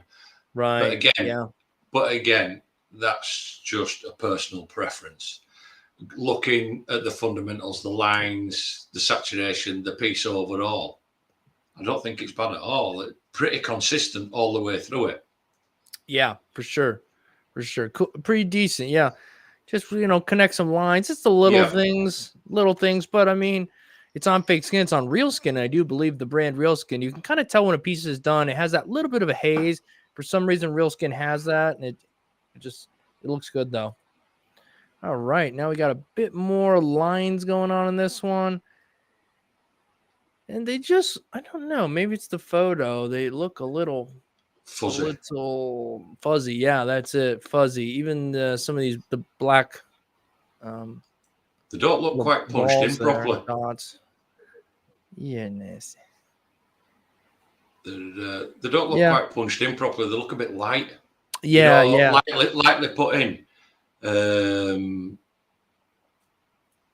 But it generally looks okay until you get to top right hand corner. If you move up can you just scroll up the? Yeah, sorry about that, Andy. Up there, bit further up there. Just got away from him up there. It's pretty consistent all the way around. No, that section there, can you see how it all dips in? Oh yeah. It's pretty consistent all the way around it. It's just that area's just got away from him. Yeah, I actually think right here, technically, it got a little too far out and then realized, stink, and I need to hone it back in so it matches up here. And I also think that he's missed some of the maybe not, maybe the design, but it looks like he's missed some of the medium-sized arches out of the... Oh, yeah, you're right. They're only right here. They're not on this side. Yeah, they're not right here. Is it what is it like? Well, 1, 2, 3, 2 missing, 3 missing, or whatever it is. 2 missing. It looks like 1, 2. Yeah, you're right. Andy's got the eagle eye. He catches the little things, like the name in that one. I'll never forget that one. I always we looked at that tattoo for like for 5 minutes. We were looking at this thing, talking about it, and then Andy's like, "Oh yeah, and the name." Like, a name in this tattoo. I mean, it was tiny. It was this little thing. Like, holy smokes. All right, here we go. We got Xander. Hey, what's up? I sent an email last week with the flower and triangles. Here's a inverted red black rose that I did this week. I found it hard to something the crappy red hot ink to saturate the fake skin, so I definitely overworked, but I wanted to see how much of a beating the skin could take after struggling so much. I have reference images added so you can see what my inspiration was and what I wanted to get. I would have done the leaves, but I spent a bit over 7 hours on it already. I also had no idea what the best place for highlights would have been. Any criticism appreciated. Okay. So let me see. I'm just going across real quick. Sorry. I know we looked at, I don't know. Right. That is that. Okay. And then this, is this his? Is that what he's done? That's what I'm trying to figure out. Shut I up. don't think so. I think this is the reference. That's ACOS. No, ACOS Tattoos is that. Yeah, so that's a reference, that's a reference, that's a reference, and this is the right. tattoo. Got you. Yeah, didn't do the leaves. All right. I still think it's cool. I do feel like there's a bit of a glow feel coming from this. I've never done anything like this. I think it's cool. It's a bit inspiring. But yeah, I've not tried it myself per se, you know, anything like this. And it does look cool. What would be nice would be to see some nice bright green leaves. Yeah, that would to pop complement the color. Yeah, to pop it off. Mm-hmm. And this, I forgot his name now, but this would be nice if you finish it. Yeah. And get them leaves in. I would love to see this come back. Yeah, that'd be awesome to finish this and send it our way again. Let's take a look at it. Because I'm quite, like you say, I'm quite digging that rose with how it's got that effect of a red glow. Yeah, I feel like I would have done it a little different, but I don't know what I mean by that either. I just know I probably would have done it a little different. I think I would have played with it a bit myself too, but I like the idea of it. Yeah, Xander. The first is most definitely no problem, pal. But yeah, Xander, if you're in chat, it's what I'm going to say. Well, I'll keep my trap shut on this one. Yeah, but yeah, I'd love to see Xander. I'd love to see that piece finished off with some nice bright green leaves. I'd love to see it back again. Let me get over there. Yep. Yeah, for sure. This is a cool inspiration here. It is. Yeah, I see. This is exactly what you were pretty much going off of. Yeah. Yeah, okay. Just gonna, to get to that point, you're just gonna need a little bit more practice with color and blending and using different reds and stuff. But yeah, I thought it looked pretty good, man. Pretty cool. Pretty cool. I'd like to see your rendition of it finished, like Andy said. Absolutely. All right. Next up is Kaylee Regan. I've been tattooing for almost 2 years now. Mostly did black and gray and line art, but have been getting more into color recently. I'm mostly self-taught, or as I say, student under YouTube University, right? Whatever. Studied, student under, can't read. Go easy on me, mostly tattooed friends and family, yada, yada. Oh, yeah, guys, we did make a very short appearance in Inked YouTube channel last video about tattoo school. All they did is went on and typed in how to tattoo into the search bar of YouTube, and our channel came up with the how to tattoo. We made it. We made the cut. We're in the big leagues now, guys. I'm just kidding. Obviously, they have no idea, but I thought that was funny. Okay, what do we got here? Yeah, it's Homer Simpson. Not too bad, actually. A couple spots, but I like it. I would love to see this thing colored. This would be really cool. You could do a lot of cool stuff with this. I don't know. It would be cool. I feel like this really does need color. Yeah. Let's see what else we got here. All right. Let's take a look at some lines here. It's a little, rough in the lining. It's not horrible. It's a little inconsistent. But, you're still making it. You're still making some tattoos here. I like the color in it. I do. Some of the dark's a little splotchy here and there and could use a bit of a smoothing out. I don't know. The more I kind of hone over it, though, the more I... No, you see, for me on this one, they rely too heavy on white as a color in this one. Now, the darks should have used... Yeah. The smoothness is where it falls short here. And then blues. Could have used 3 or 4. Three blues out. 3 blues out, 3 purples out, varying from a dark, a medium to a really light in each colour. Plus your white caps out. Then, as between mixing in the tube and taking your colours, you might have 3 pots of ink out, but in theory you can make 23 different colours. Mm-hmm. And that's where the fault lies on this one. It's just with the colour work. Yeah.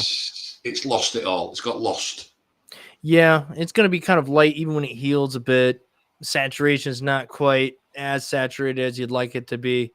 But, you know, it is what it is. That's our input on it. Oh, here's another shot of it. Okay.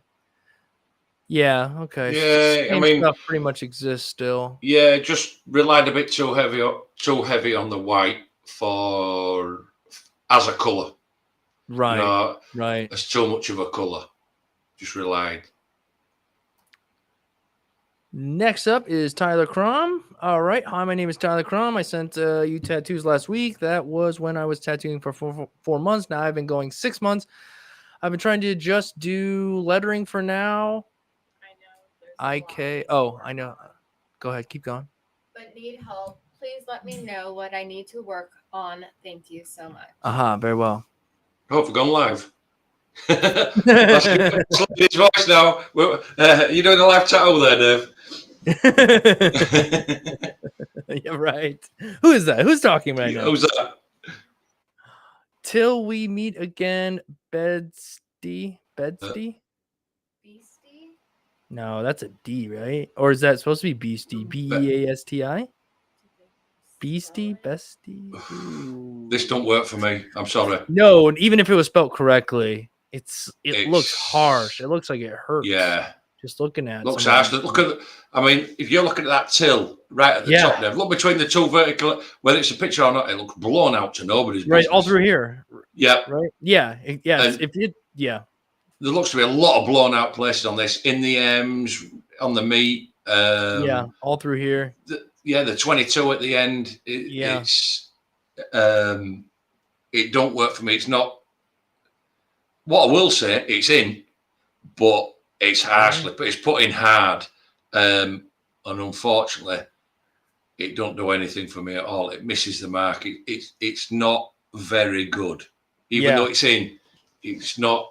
There's not paid a right lot of attention to detail while putting it in. Yeah, and the other thing I will say too, though, just even we touched on, the fact that it's not done well, it's blown out. I'm not sure. Maybe it's an inside thing with this whole beastie or bedstie. But the other problem I have is the way these dates are done here. It's like just a run-on sentence. It looks like 4/28/19. The dash is almost like become one with the 8, and then it rolls on. I feel like a little bit of a little spacing, or maybe on top of each other or something, because I just had to read it for a minute. 4/28/19, 8/11. What is going on here? I'm slow, so it took me a few seconds. So anyhow, that would be the other thing I would say about that. We have anxiety, and this is the stencil. Okay, all right. Let's see again. Yeah, what is that? Oh, that is how it's supposed to look. See, that's nice that you add that, because I would think, oh, it is getting a little thick. Yeah. Some of these have gotten a little thick, even though, okay, all right, gotten a little bit thick, smoothing things out or what have you. But it's saturated. It's pretty dark. It's not put in as harsh as the other one. Right. But again, it is what it is. It's just some scripts. Nothing wrong with that. It's just a hard thing to kind of look at and say, yeah, do this, do that. Oh, here's the drawing. Huh. Yeah, well, I get where it's going with the drawing. Right. And what it's shown with the drawing. I get where it's going with the drawing, but you look at the drawing and look at your tattoo. What's his name? Joe Jose. Yeah. You look at your drawing, Jose. Jose, then you look at the tattoo. Can you flick back onto? Yep. Sorry. Yeah. It's like the crosses, the stitched up crosses down the forehead. You've got them dark. In your original drawing, they're lighter. Oh. So it should have been a lighter tone. Yeah. Same with the crayons and everything. A bit more too, huh? Yeah, you've got a lighter tone around the back edge.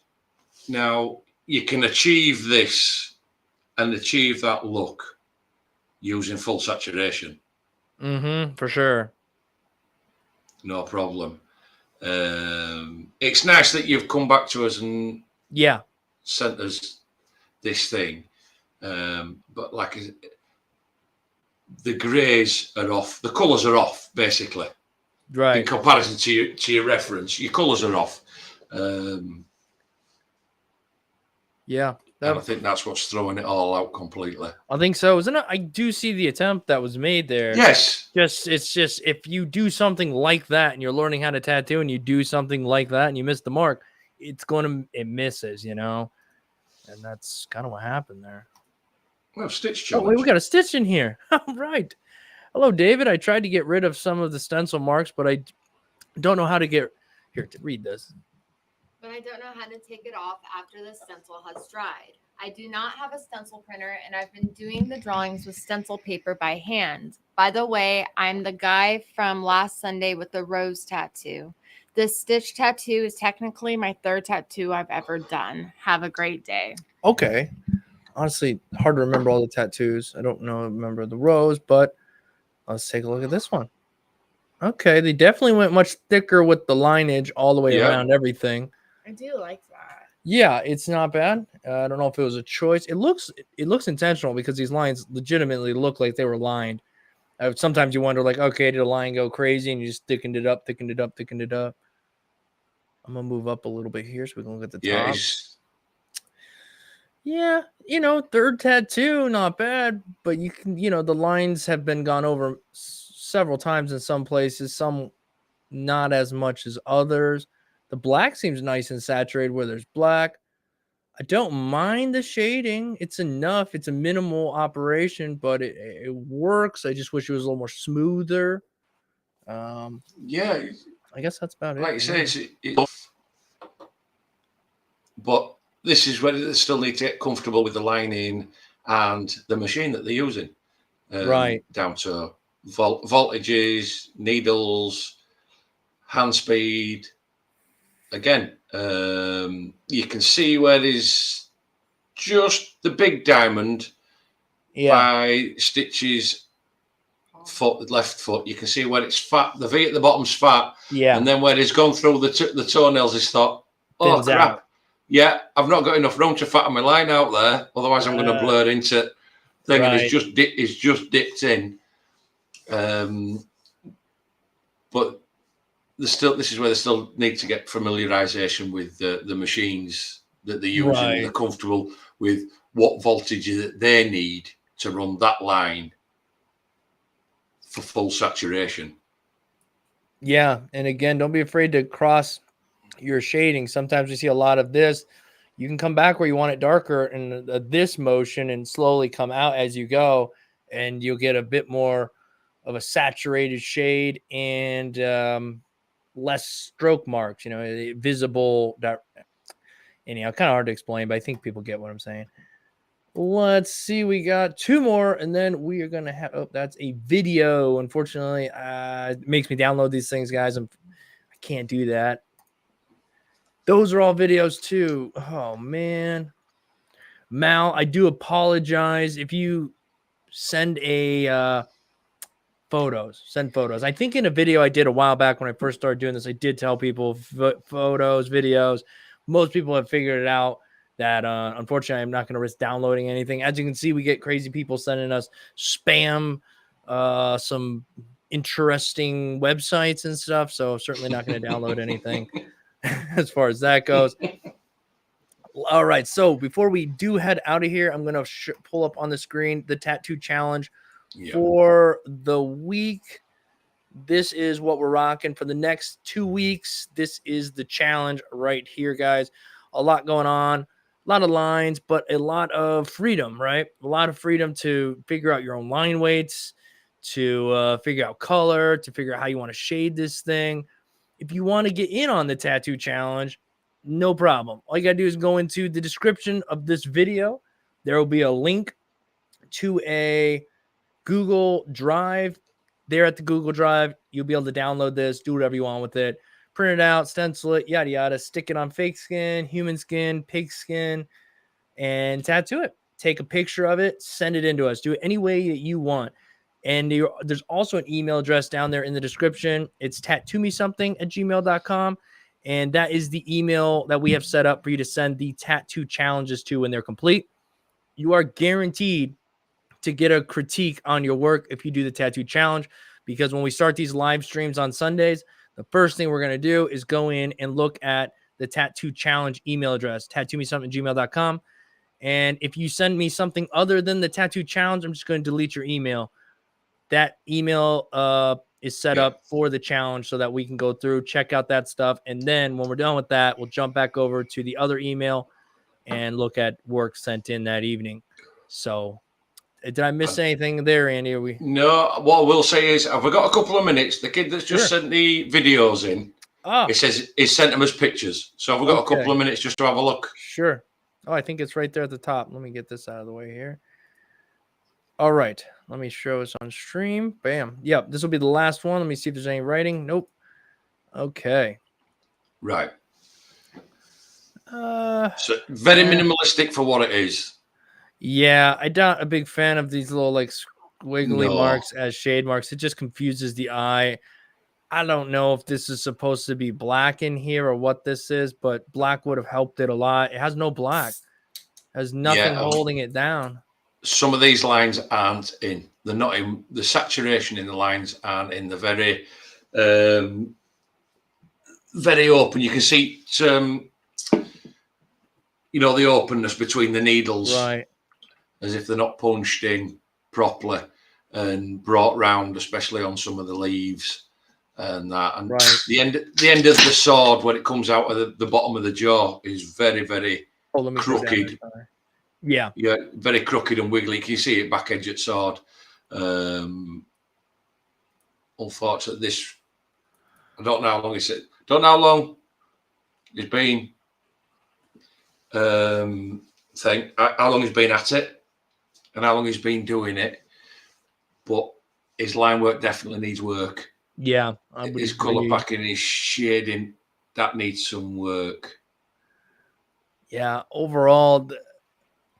The lines, there's some more decent than bad. Yeah. For the most part, I'll give him that. But at the same time, this is a big piece, taking up a lot of real estate. And I really think you could have done this piece a lot more justice with proper planning, drawing it out, shading it out, seeing how you want it to look, whatever the case is. I think we got a little ahead of ourselves and jumped into this. And, it's just not really there. It's not really being hit home here on this one. I would practice your shading even up here where we do have some things happening. It's just like, well, what is this? It's not really, if this is supposed to be a leaf behind a leaf or a petal behind a petal, it's really kind of haphazard. It's not up to the line. Same through here. Does the shadow start coming out of the flower, or does it start a little bit past where it comes out of the flower? It's not really reading properly. So anyhow, but keep at it. Thank you for sending that in. I'm glad we were able to actually take a look at it. Yeah, that's a thing. I don't have any more from you, Mal. If you got yourself about 20-30 seconds, man, and then we're gonna have to jump off here, or girl. Yeah, Xander the Great. Yeah. Will you be doing a review on the Dragon Oak Fold Pro when you've received it? Well, I'll be using it, but I don't have a YouTube channel, so I won't be doing a review on it. Unfortunately. If nothing else, Andy, when we're here, when that does come in and you feel confident, we'll have to let you talk about it for a little while here on the stream. Yeah, I mean that's fine. People will be interested in that one. I mean that's fine. Like I said to you the other day, I've had to settle for a 1-battery one because the 2 batteries. But I have got an inside line straight to Dragon Oak, and I'm asking them for batteries. The only problem is, I don't know if anybody's got a machine and they want some. To get them, and that I might have to buy 10. Oh dang! But hey, I get order 10. I keep a couple of myself and sell 8. Yeah, there you go. Hey, if anybody here decides they want to buy that machine, it would be nice to have a guy who has a few extra batteries for sale. Yeah, that's I prefer to have 2. Nice. All right, well, guys, let me tell you, go ahead and whoever's still hanging around here, guys, the crew, if you're not already following Andy, please do so. He's been a great help to a lot of people here in the community and whatnot. So keep supporting each other. So, yeah, definitely. And obviously, you can follow me at these places. Been up the whole time. I want to thank Alicia for hanging out with me this evening. It's been nice. Have somebody here next to me just kind of quietly watching.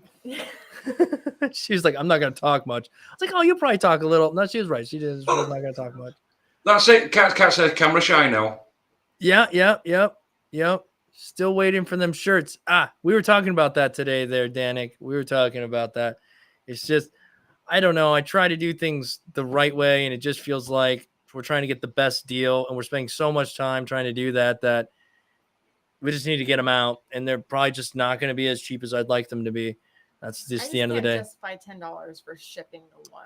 Yeah, it's weird how some of this is working. But now let's see. From Smolgok, if I become a tattoo artist, will I get a hot wife too? What were we saying about comments? How nice. I don't know. I don't know. I want to say rude to give you a hard time, just to be, because we give each other a hard time for those people who are like, oh, how dare he? But I thought, no, I better not. I better be nice. Well, it's either that if you're not, you're sleeping on couch. I know, right? Just so you know, Andy, I've still yet to get my lobster and steak. Oh, come on. You're not telling me. Has he not followed through on that? This is live. That is disgusting. Disgusting. That is disgusting. Your wife is there for you on your live tattoo shows and reading all their messages and sorting it out while you're just drawing on somebody for the fun of it. For the fun of it. Yeah. It's my hobby. Oh, no. Yeah, I know. She says every time she's like, well, I'm going to tell them. I'm like, they don't care. I'm trying to downplay it all the time. Oh, they do. Like I say. Eventually. Well, we had a free night tonight, but I was like, you know what? I got to go live, do our thing. So that's why I can't believe we're out at my mother's house this evening. So we could have been off having steak and lobster. I could have been, but we was here for the live, for the people. I can't believe you got a night to yourself, no kids, and you didn't make the most of it.